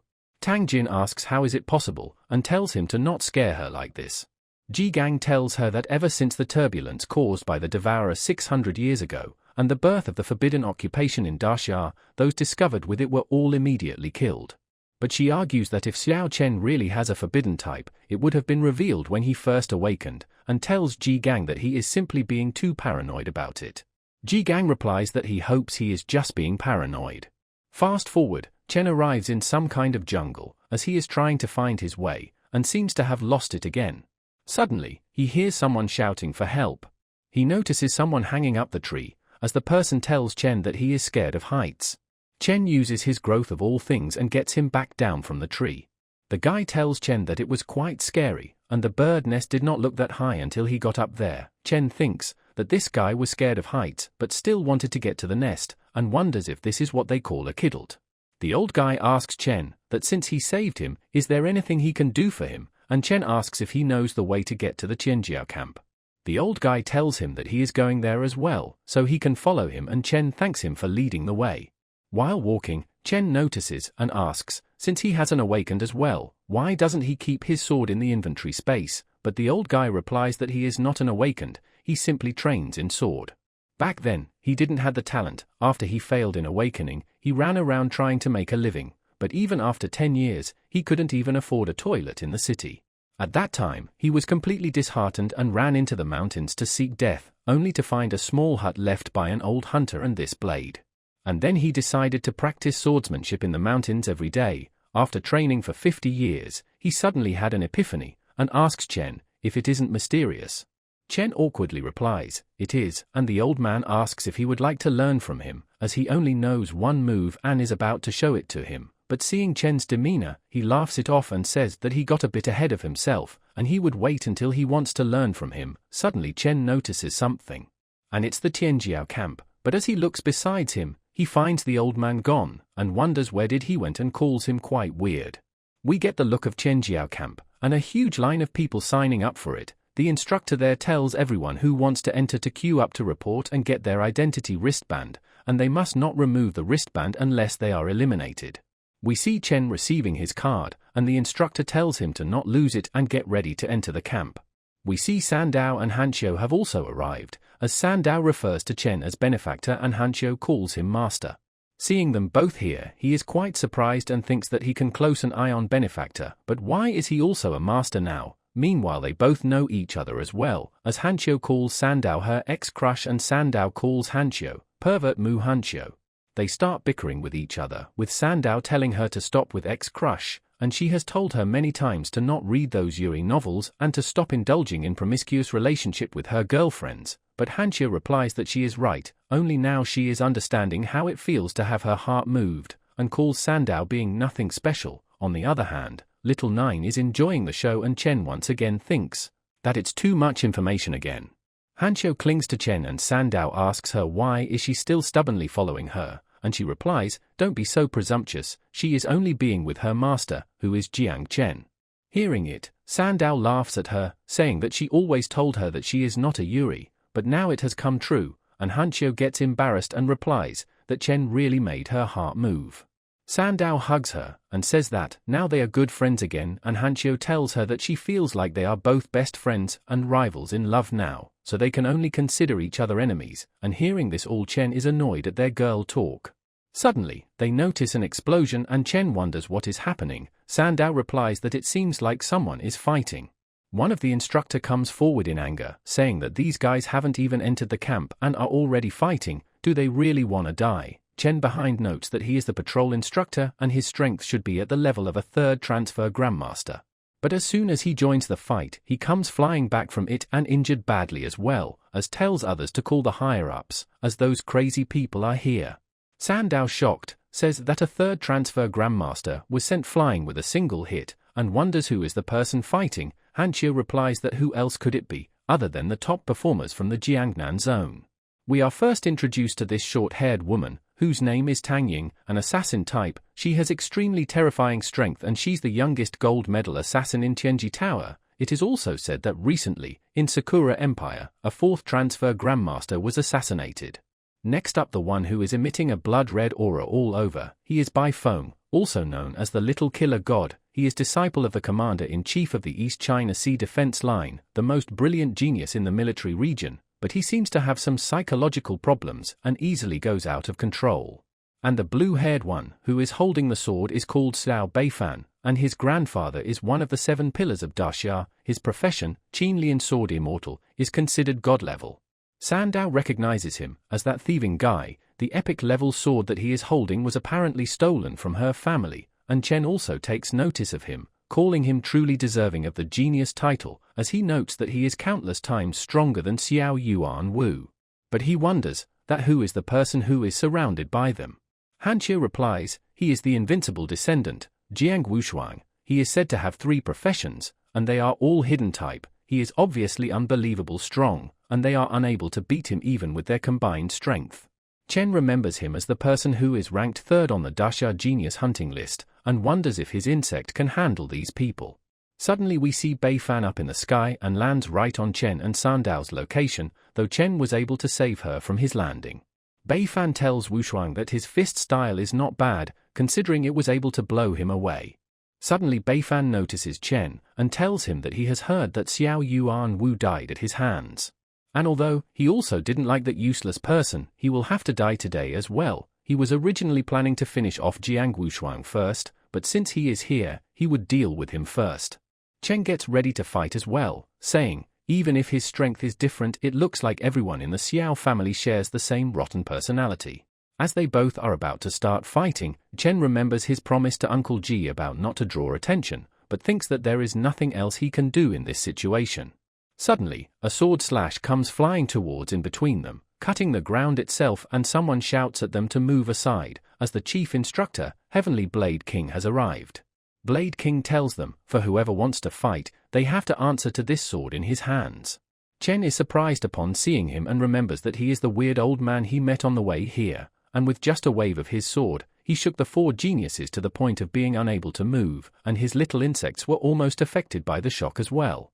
The vice commander tells Senior GU that all 300 geniuses are present, and tells him to prepare to go on stage and host the opening ceremony. Everyone is really shocked to see him, as even with so many camps in Jiangnan, there has not been a king-level figure as their in charge. They also call it quite strange, as they heard that he was living in seclusion and wonders, why did he came out now? And apparently they heard some instructor talk, that the old master took the initiative himself to ask for this, which makes them curious if he is here to recruit a disciple. And everyone gets hyped up thinking it could be them. All the geniuses are also in shock, as they consider him a legend, with Beifan thinking that once the camp starts he would definitely defeat Wushuang and leave a good impression on the old master, and Wushuang is also hyped up, deciding to do anything to make him his master. Chen asks Sandow and Hanxue if they know that powerful old master, and Sandow replies, of course, as she has been hearing his legend since she was young. He is not an awakener, but is able to suppress a group of 7th transfer Seal Kings, and become the #1 Seal King under the Zhen Empire. His abilities are even comparable to that of an 8 transfer from Zhen Empire. He once even slayed a dragon in one strike. Hanxue agrees with her, and says, although they are both on the level of a Seal King, Senior Heavenly Blade King is her grandfather's most respected existence. Her grandfather once even asked him to let Hanxue become his disciple, but he declined, and although she was very frustrated at first, but then heard that many Zhen Empire and invincible descendants were also turned away, hearing which, he asks if they are sure it's very hard to become his disciple. Hanxue replies that he must be joking, and as far as she knows, Jiang Wushuang and Beifan were both rejected by him before, and since he has seen how strong both of them are, it's unimaginable how hard it is to become his disciple, and Sandow agrees and adds that he might not know, but the old master has only ever accepted 2 disciples, and it was more than 20 years ago. Chen thinks back to when he met him, and wonders if the heavenly king that everyone talks about really is the weird old master who climbs trees to mess with birds. To him they don't feel like the same person. The old master gets on the stage and introduces himself as the chief instructor of this Chenjiao camp, Gu Kai-tian.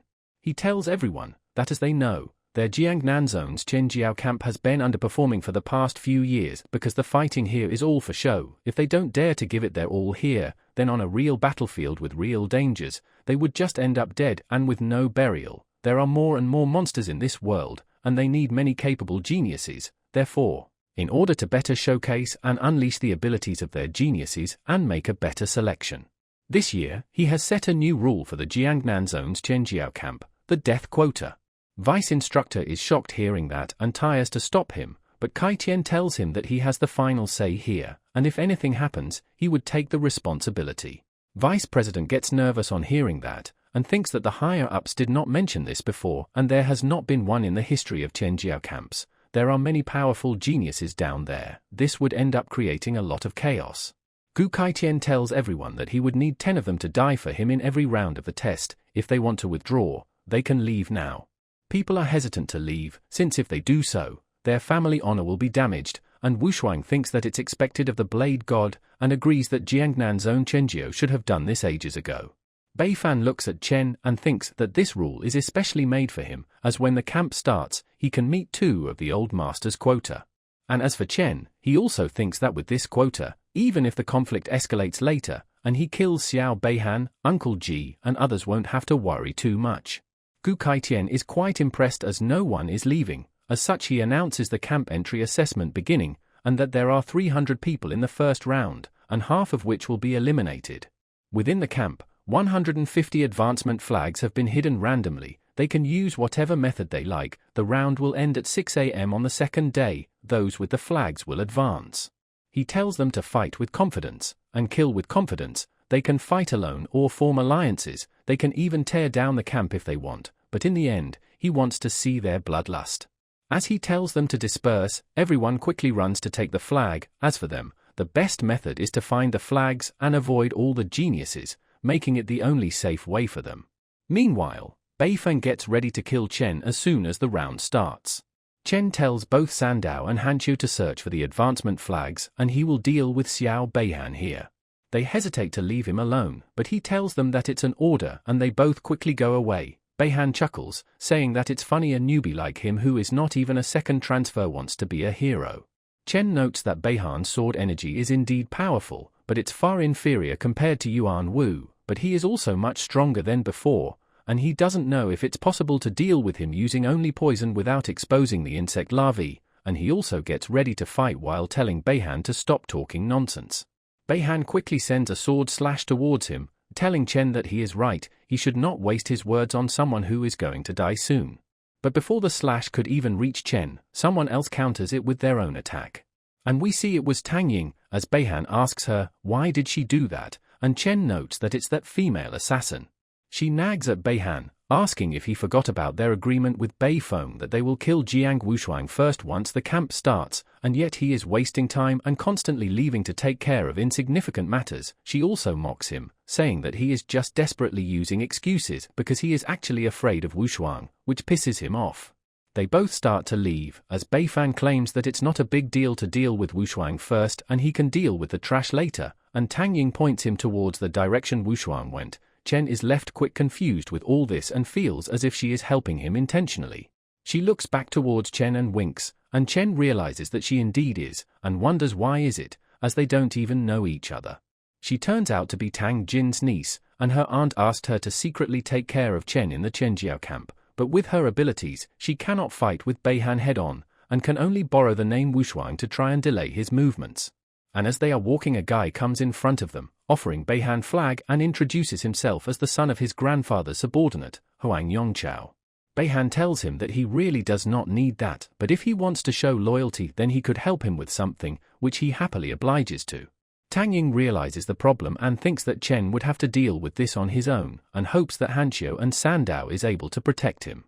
Fast forward and we see both Sandao and Hanqiu returning and bringing 2 flags, and Chen tells them to take it first and he will go elsewhere to look, and they reply that they will help him find together.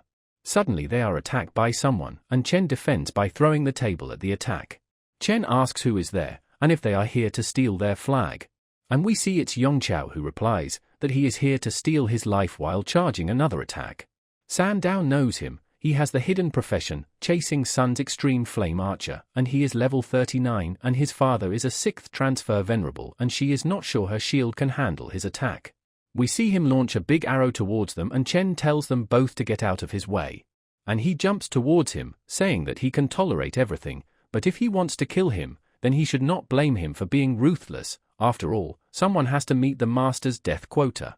Chen easily overpowers his attack, shocking Yongchao as he's surprised to see Chen using poison since he was informed that he was a creation type. He tells others who are hiding to come out and attack him together, but he gets completely swallowed up by the poison. Everyone who was hiding and waiting to attack Chen runs away in fear, finding his poison type to be too terrifying, not to mention it's hard for them to deal with a range type as they are close combat type themselves. Kai Tian says, "Nice job," and the vice instructor is shocked upon seeing Chen being a divine level creation type and the only hidden poison type. And the fact he also killed a 2nd transfer genius so quickly, calling Jiang Chen quite unbelievable, as there were no reports from the Night Watch in Chujiang City about this.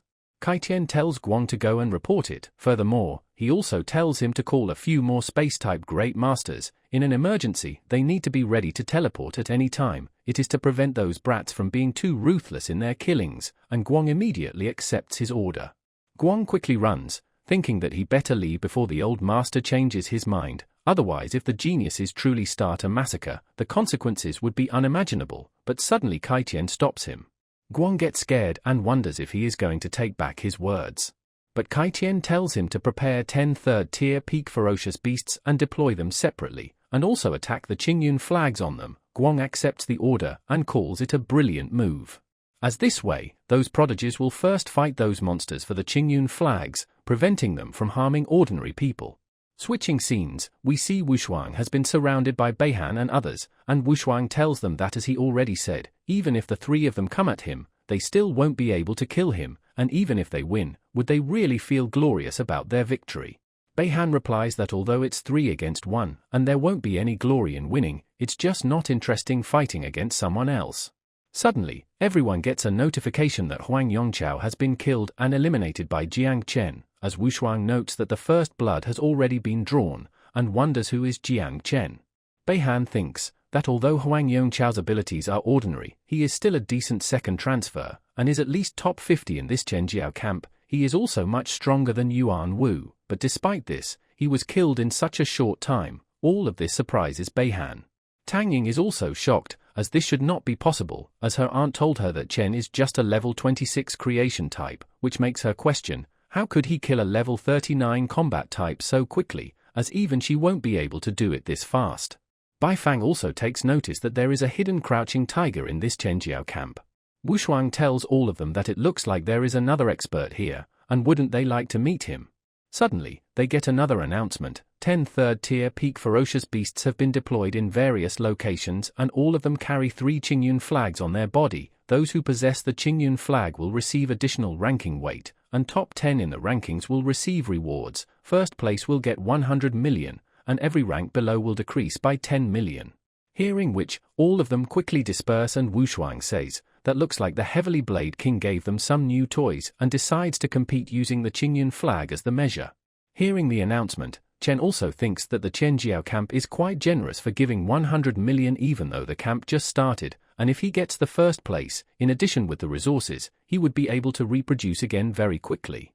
Suddenly one of the beasts comes towards Chen and his group.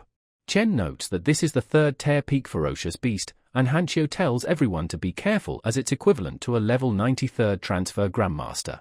Sandow notes and informs Chen that the beast still looks to be in a paralyzed state. They can take this chance, and Chen immediately rushes forward to attacking, saying that it's natural and tells them to stay back. But suddenly, a sword slash comes in between him and the beast.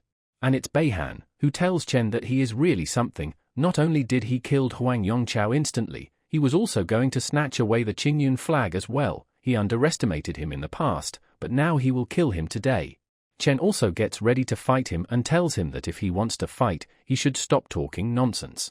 Beihan uses his dragon slash to disperse Chen's poison, and says that no wonder Chen was being arrogant, as he has a hidden poison type, and he heard that poison types are hard to deal with, but they are nothing in front of his sword.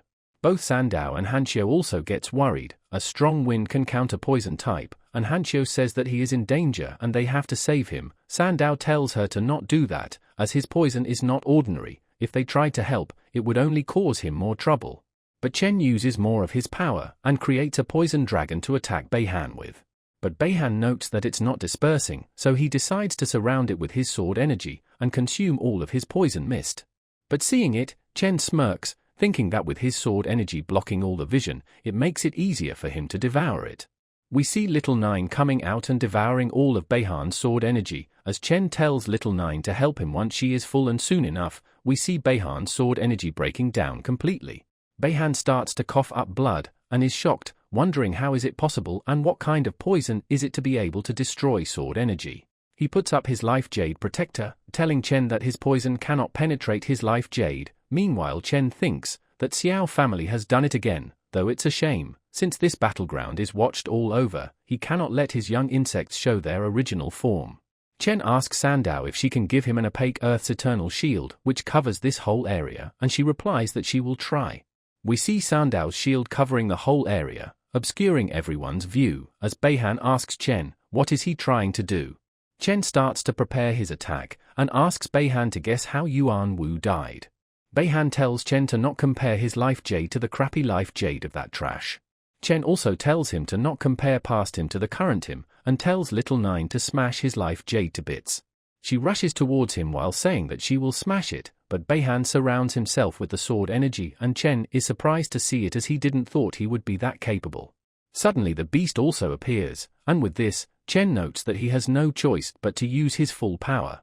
He orders Poison Dragon Mist to corrode Beihan's sword energy and cover Little Nine, and orders his young insects to eat the ferocious beast. Beihan's sword energy gets corroded and he is left with no way to attack, and the beast is also getting attacked by Chen's insects. We see Little Nine continuously attacking Beihan's life jade, and Chen thinks that Xiao Zhenghua really treats his grandsons differently, as Beihan's life jade is indeed much more durable than Yuan Wu's. Though it does not matter how durable it is, it's only a matter of time before Little Nine smashes it into pieces. For example, it took 3 seconds in the past, and it would take 3 minutes at most now. Meanwhile, the vice instructor, who is watching the ongoing battle between Chen and Beihan, gets worried, as Beihan seems to be at a disadvantage just now and Chen has blocked the surveillance. He orders one of the space-type Grandmaster, Fang Chengyuan, to check his mental spirit, and if something is wrong, teleport him immediately, which he agrees to do so. Jiu Kaiqian, who is chilling behind them, asks them, what is this? Is the Zhenghua's grandson aren't allowed to be killed or hurt? But the vice instructor tells him that what if he really gets injured or dies, and is he really prepared to fight a war with Xiao Zhenghua, and does their Jiangnan Zone's commander Duan knows about this?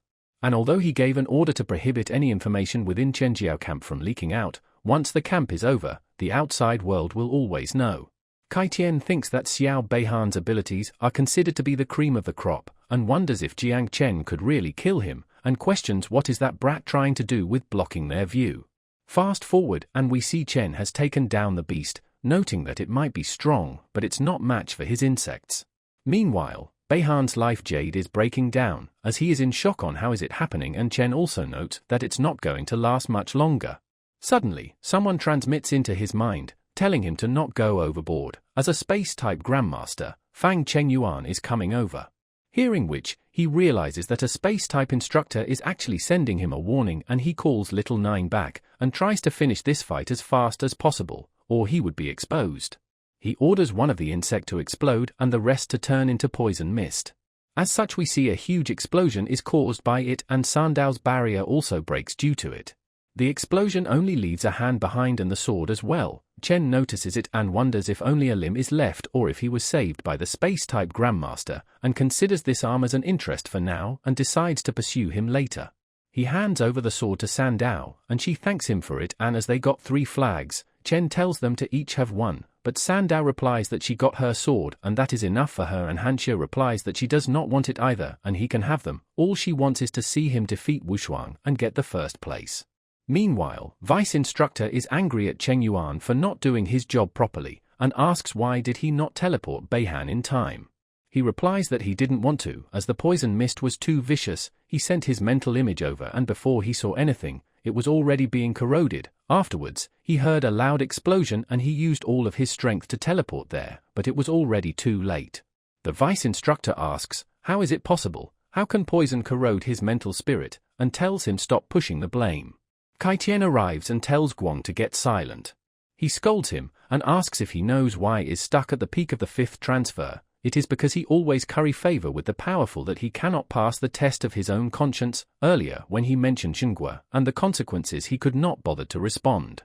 But now he tells him that when he takes a decision like that, he also dares to face the consequences. On the battlefield, even the 9th transfer would he could die. Someone like Xiao Beihan is insignificant. Guang replies that even if they put aside Xiao Xinghua, what about Commander Duan's side? Kai Tian tells him to report this internally within the camp first, but keep the information strictly confidential from the outsiders. The camp entrance test will end tomorrow morning. Prevent any eliminated from leaving the camp, including Xiao Beihan. He will head over to the Jiangnan headquarters first. Meanwhile in the test, everyone is shocked on the announcement that Beihan was eliminated by Jiang Chen. Both Tang Ying and Bai Fang are also utterly shocked that he was actually able to defeat Beihan. And Wushuang, who is sitting on top of a monster, upon hearing that announcement, gets amused and finds it very interesting. We switch scenes and see Jiu Kai Tian arriving at the Jiangnan headquarters. There, Jiangnan's own commander-in-chief, Duan Xinghai, greets him and asks if he found some good seedlings, seeing as he barged in so urgently. He doesn't say anything and first erects a forbidden barrier around the whole area. Seeing how cautious he is, Duan notes that he must not be an ordinary seedling. Kai Tian replies that since he is quite knowledgeable, he wanted to ask him something. And asks, poison, can it corrode the mental spirit? And Duan replies that it's possible in theory, but very difficult. But the mental spirit is a form of energy composed of one soul essence and combined with thoughts. To corrode it, the poison intensity must be immeasurable. Hearing this, Kai Tian asks him if he has heard of anything happening like this before, and he replies, he have not, but he know a poison king who is at the 4th transfer peak, and he cannot do it. Suddenly, Duan realizes something and asks if there is an extremely terrifying poison-type genius right now in the Chenjiao Academy, and if he can really corrode the mental spirit, that would be a massive weapon. Kai Tian replies that it's not possible to draw conclusion at the moment, and Duan replies, from the moment Kai Tian came to the Chenjiao camp, he did not say a word out of respect, but is he still not going to him the truth now? As such, Kai Tian asks him if he thinks there is any possibility for the poison to have its own consciousness. Duan laughs and asks Kai Tian if he is a comedian, as how can poison be sentient, unless that's not poison at all, but just disguising itself as it. From that, Kai Tian gets a hint and Duan remembers something. Duan once seemed to have come across a record in number 0 ruin. There is a type of catastrophic insect called the 9 miasma wings. It can turn itself into poison mist. The 9 miasma wings is born from the abyss. In a certain epoch, it once caused an apocalypse that destroyed the world. From that name, Kai Tian recognizes it as the ancient calamity. Duan asks him if he is scared, and laughs saying that this kind of catastrophic insect has already gone extinct. It's impossible for them to exist today. Kai Tian, after hearing everything, gets up and leaves while chuckling and saying, as expected of the commander-in-chief, he can explain everything naturally. He has been enlightened today. There is a lot of work, so he would be taking his leave first. Duan tries to stop him as he still has not told him about that seedling with potential, calling his lips really tight. On the way, Kai Tian thinks, no wonder, and says, oh Jiang Chen, just one divine rank is enough to make him top the hunting list, and yet he still harbors a forbidden power, which would get him beheaded in Daxia, and Ji Gang, who always causes problems for his master, he really did give him a big headache. As we see Kai Tian remembering Ji Gang asking him to take care of an unparalleled seedling that he have, who has not matured yet, and it would be even better if he could accept him as his disciple. Kai Tian realizes that even though Ji Gang has asked him to take care of Chen, in reality he just wanted him to cover for him, and Kai Tian decides to accept him as well, not caring if he has a forbidden power or not. As a blade can both slaughter and protect, good and evil alike reside in the same heart, and since he said that he is going to accept a disciple, he would protect Jiang Chen. But a calamity is not to be underestimated, and to prevent misunderstandings, he decides to let Hong Yao confirm it first. That would be safer. He tells Hong Yao to go to the number 0 ruin and investigate the 9 miasma wings, and tells him that it concerns his junior, so he should be extremely careful. As he arrives back in the camp, he asks Guang, "How is the entry test going?" And he replies that it's nearing its end. The ordinary geniuses are all fighting to get the advancement flags, while the top geniuses, 9 ferocious beasts, have already been released and only one is left. Lei Ziyi and Liu Jizhi had teamed up to kill one. Tang Ying and Bai Fang are working to kill the second one. Wu Shuang has instantly killed 3 at once, and he currently seems to be moving towards Chen's direction.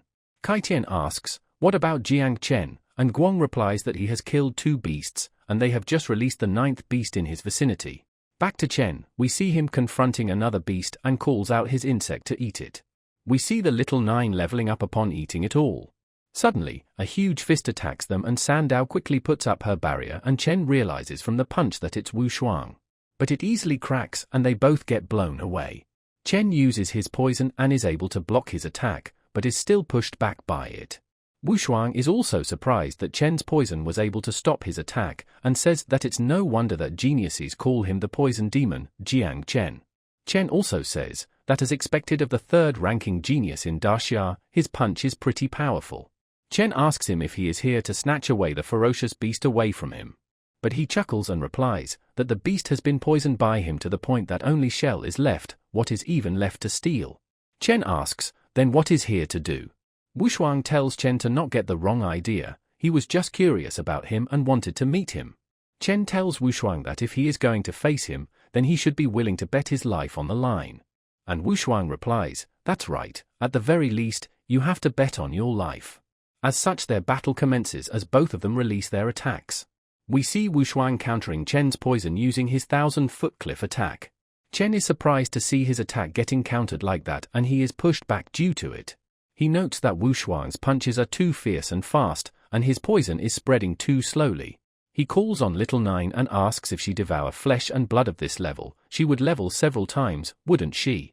But she replies that she cannot beat that person, but she is willing to die for her master. Chen is surprised to hear that, as this is the first time he has seen Little Nine this scared, and in the end he wonders if self-destruction the only option left.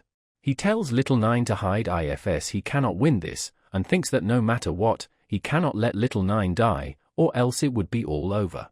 As Chen kneels on the ground, Wu Shuang asks if he is already losing his strength and mocks him that he doesn't look like the person who defeated Xiao Beihan. But suddenly, Chen uses his creation of all things and surrounds Wu Shuang with it, and Wu Shuang notes that this is his divine talent and calls it interesting, and asks if he is putting on a shield to fool people, as Beihan was also defeated like this as well. Guang again tells Kai Tian that Chen is once again blocking the surveillance, which annoys Kai Tian.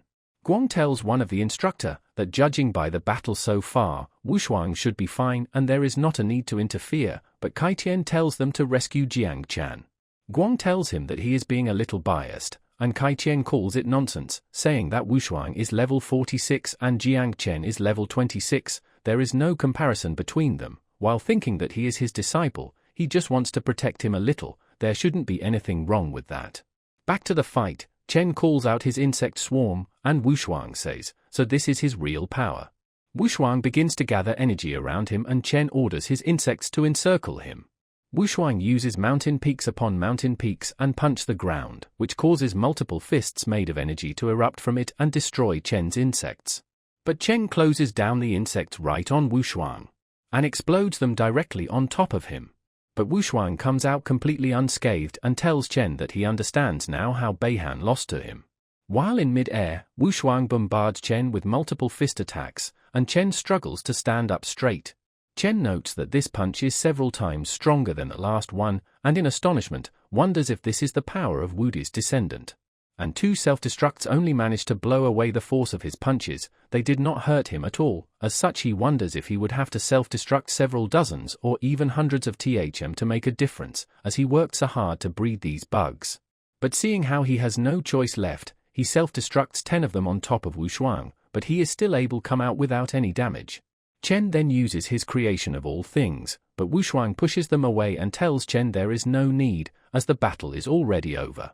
Chen is quite surprised upon hearing that, and asks what does he mean by that, and Wushuang replies that he recognizes Chen as a worthy opponent. He was the only at first awakening, yet he forced Wushuang to use 80% of his power. With this, he looks forward to meeting him again after he grows stronger. Chen realizes that when Wushuang told him that he will bet his life, it was just to force Chen to go all out. He just wanted to find a worthy opponent.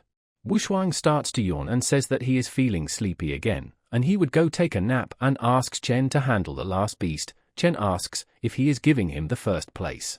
Wushuang replies that it's not his intention, he is simply really tired, and he is going to go and find a place to sleep. Chen gets pissed and tells him to stop pretending, and that he is not someone who would let his pride get his way, and if there is a benefit he would take it all. And while leaving, Wushuang smiles and thinks that he knew he was not wrong about Chen. He really is an interesting opponent. Kai-Tian is also impressed by Wushuang, as he did not use his strength to bully the weak, and that this is what it means to be Wudi's descendant. And at last, Kai-Tian orders Guang to send the last beast to Jiang Chen, and let him win the championship. Now we switch scenes to some kind of old destroyed ruins. And we are also introduced to a new character, the first disciple of the Blade King, and senior sister of Ji Gang, Hong Yao, who notes that this place is the ruins number 0, and calls it truly a nightmare, a place where no one below the 6th transfer could even enter. But for the sake of her junior, she decides to head in and endure it. As soon as she enters, she is attacking by many dead spirits, and she easily takes care of them. She notices a stone tablet giving an ominous aura, and thinks that this must be it, and wonders, what kind of existence could it be, leaving behind an aura that's still this strong even after hundreds of years. As she gets close, she notes that it's a ruins information database. She quickly activates her divine sense, and notices that all this information here is about ancient rare insects. She then uses her full divine sense activation, quick scan, and finds what she was looking for. She quickly starts reading the information. The 9-winged miasma, an ancient cataclysmic creature, born in extremely yin lands of the 9 hells. It once caused the great calamity of the 4th century and is now extinct. Its entire body is black-purple, with 9 wings on its back. It carries a terrifying poison, capable of transforming into a purple miasma, and its poison can corrode everything in this world, even mental spirits and space. Upon learning all that, she is quite shocked, and realizes that her junior brother is really indeed carrying a forbidden existence, and thinks that she needs to report it to Master right away. Back to the camp, we see Chen defeating the last beast, and thinks that devouring for ferocious beasts along with Huang Yongchao, the devour value has increased quite a bit, and once he gets the reward for being first in the entrance examination, he should be able to complete the 2nd transfer soon. Chen gives the rest of the flags to Sandao and Hanqiu, as the Qingyun flags are enough to get him the first place, and with each of them taking once, they can at least make it to top 10. They both get happy receiving that, and thanks Chen for it, with Hanqiu saying that they just totally won by lying low this time. Both Bai Fang and Tang Ying have also taken their beast down, though they are quite tired after that. Bai Fang thinks that with the entrance exam being finally over, Wushuang should be the one in first place. Suddenly, an announcement is made that the entrance exam is over, and those with promotion flags immediately gather at the square, and those eliminated leave the Qianjiao camp within 3 minutes or be killed. The announcement is repeated once more, and Chen wonders if all 10 ferocious beasts have been killed, if everyone have been promoted. Chen spreads his insects, telling them that even the leftovers are food, and orders them to find the remaining beasts and eat as much as they can, and avoid people as much as possible. We then switch scenes to Beihan, who has lost his hand and is quite furious, thinking that once he get out of here and return to Xiao family, he will make sure to have his grandfather deal with him. Kai-Tian arrives and tells everyone who has been promoted to come with him to the Forbidden Zone trial. Everyone is quite shocked upon hearing that, as Forbidden Zone trial was not mentioned before, and the 8 Forbidden Zone of Huaxia, each one is a land of rare treasures, but they are also extremely dangerous. But one of them asks others, why are they afraid, as the Heavenly Blade himself is leading them, but wonders how are they going to get in, as he heard that it's hard to get in. Kai-Tian draws his sword and thinks, according to Hong Yao's investigation, it turns out that Chen really is carrying the forbidden 9-winged miasma. He then unleashes his Heavenly Blade, and notices that it's almost dawn and people should be coming soon as well. He then throws his sword up in the air and we see it starts to create a huge crack around everyone. And we see a huge part of the ground has been carved out and is flying in the air, as Kai-Tian thinks that he needs to prepare in advance and take advantage of the timing. he then uses blade flight and uses to get to Jiangnan Yunmeng Marsh Forbidden Zone. Everyone is shocked seeing him move the entire Quanjiao camp to Yunmeng Marsh, as they all start to wonder if this is the power of the first King Seal under the Great Xia dynasty. Chen asks Sandao and Hanxiu how much they know about the Yunmeng Marsh Forbidden Zone, and Sandao replies she doesn't know, and Hanxiu says she also doesn't, but has heard her grandfather mention it once. The danger level of Yunmeng Marsh is ranked last among the 8 forbidden zones of Huaxia, but what makes it truly terrifying isn't the hidden dangers, but the distortion of time and space.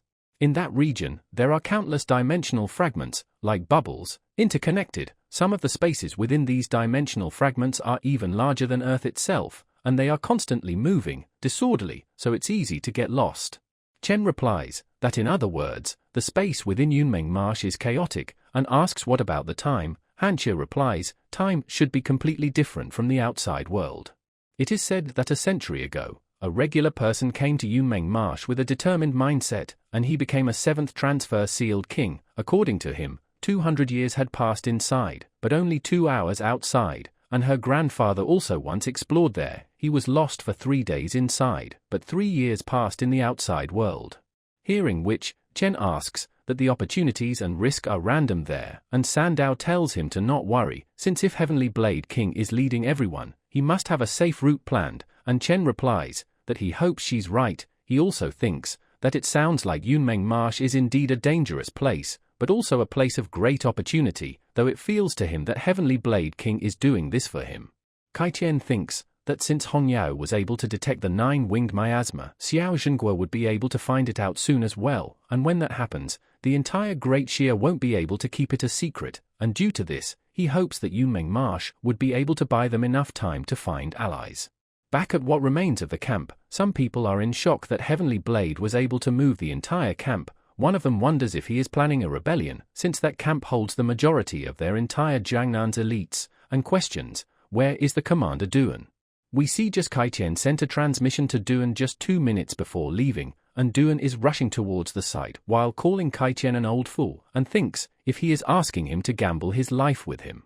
As he arrives there, thinking that Kaitian has left him to deal with all this mess, everyone starts to complain about him taking their kids to the Forbidden Zone, and it would be a big problem if anything happens to them.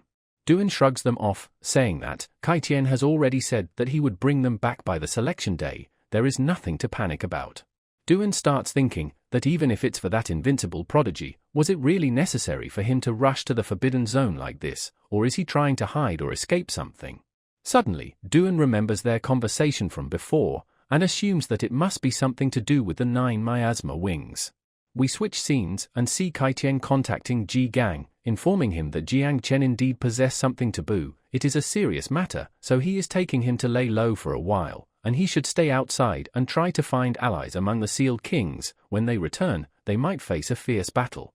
Ji Gang is quite nervous upon hearing that, as before, he killed the prodigy from the Huang family and cut the arm of Xiao Beihan, and on top of that, he is holding something taboo as well. This all makes him think that it's going to be a tough challenge. Tang Jin tries to calm him, saying that no challenge comes easy, but they would pull through all of them, and since he made up his mind to protect Chen no matter what, then they should focus on path ahead and stop worrying about the past. She has also spoken to her father, and he is willing to stand with them as well. And now they have the Heavenly Blade, Ji Gang's senior sister, Nian Hongyao, Tang Jin's father, and Commander Duan. With 4 sealed king powerhouses, they should be able to handle any storm that comes their way. Ji Gang stands up, saying that she is right, as his senior sister has already gone to meet Master. He would also go visit Mu family and the merchant Luo family, and even if he have to lie, he would fight for more allies for Jiang Chen. And if worse comes to worst, he would just use the same energy that he had when he stormed into the Xiao family and went all out. Seeing him all fired up like this after years, Tang Jin gets happy as well. Now back to the camp, Kaitian asks Hongyao, what does she think they should do after they return? She jokes around and replies that her junior brother's 9 miasma wings are so cool, she wishes to raise one herself as well. Kaitian calls her a silly girl and asks her to be serious for once. She replies, Great Xia has 0 tolerance for taboos, and he knows it as well, and even if he could not fix it, how could she? She then asks if he can just chop down Grand General with 1 chop instead. But Kaitian smacks her on the head and tells her to watch her tone. and thinks that all of his life's reputation, and he ended up taking in a bunch of weird disciples like them. She then asks, why is he so bent on protecting Jiang Chen? He replies that when he took her in as a disciple, it was just because she wore a red armor, and he thought that it looked cheerful. As for taking Ji Gang, that was even more random, as he mistook him for an old customer outside a club, and he laughs about thinking that. He continues that back in the day, when the Xiao family heir tried to forcefully marry Tang Jin, Ji Gang went to stop it, and he was also ready to lay down his life to protect him. Not everything needs a reason, he only does it because he cares about it. And Jiang Chen is also same. The moment he met him, he knew that they would get along, so he just went along with Ji Gang's wishes, and now since he is his disciple, why wouldn't he want to protect him? Hong Yao laughs and tells him that she knew he is the best teacher in the world. He only acts tough, but he is so protective, and Kai Qian tells her to stop flattering him, but she tells him that there is one way to truly protect their junior brother. Great Xia's highest military commander, one of the three invincible supreme. Jiang Wushuang's grandfather, the martial god, Jiang Xuanji. Now at Pajuan Cavern, Myriad Race's battlefield. We see someone's punch creating a huge crater on the ground and many people being flung away. We see he is invincible martial god, Jiang Xuanji, who says that the Myriad Races dare to invade Xia, they have to kill them without mercy. He orders his men that Myriad Races should quiet down for a while after the battle, hence they must guard the entrance to the cavern. Suddenly, Wushuang contacts him, which makes him wonder why is he doing so now, as he should be in the prodigy camp. But instead of Wushuang, it turns out to be Kai Qian, who greets the martial god. Martial god asks him if he reached him through Wushuang, and did he got into some trouble in the camp, but he replies, not at all, he is doing very well. He contacted him because he wanted to make a deal with him, and the martial god tells him to speak his mind.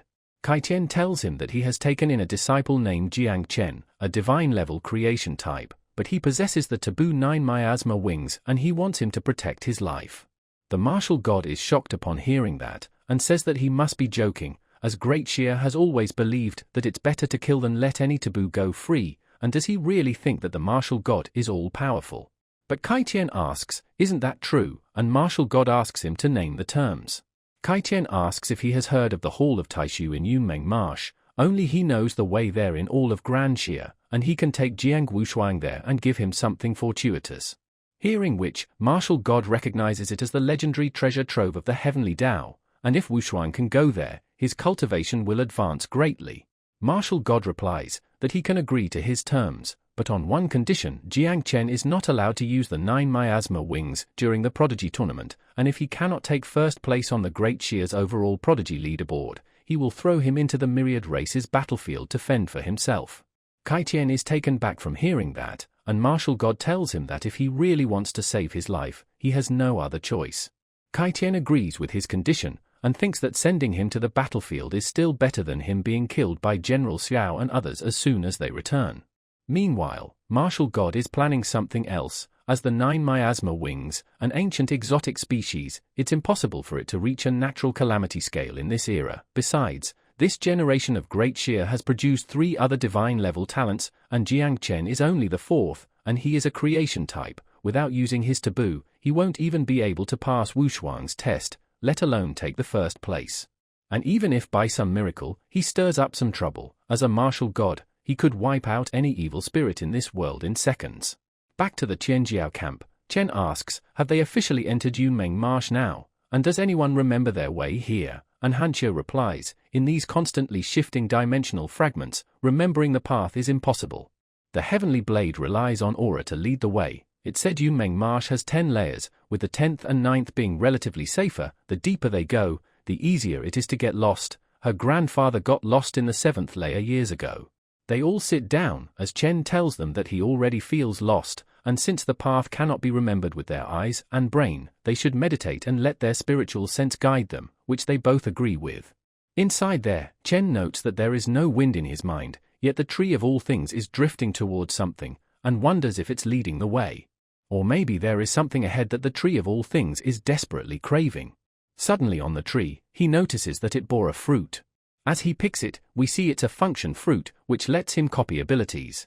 Chen is quite surprised upon receiving it, and thinks, in the prodigy camp, everyone's a top-tier prodigy, so he can pick anyone he wants, and of course, the most valuable targets would be Jiang Wushuang, Bai Fang, and Tang Ying. But he realizes that he cannot do that, as the ability copy is random. He might end up with some garbage skill, which makes it hard to choose, and wonders if he should just take a gamble. Kaitian tells everyone that they have reached the 6th layer of Yunmeng Marsh, called the Tiaxu Realm. Up ahead is the Hall of Taishu, the place he is bringing them to, and orders them to get ready. Suddenly he gets the idea to copy ability from the old master. As he told him that he only knows one move, and he even wanted to take him as a disciple, so he would just copy it and consider it a lesson.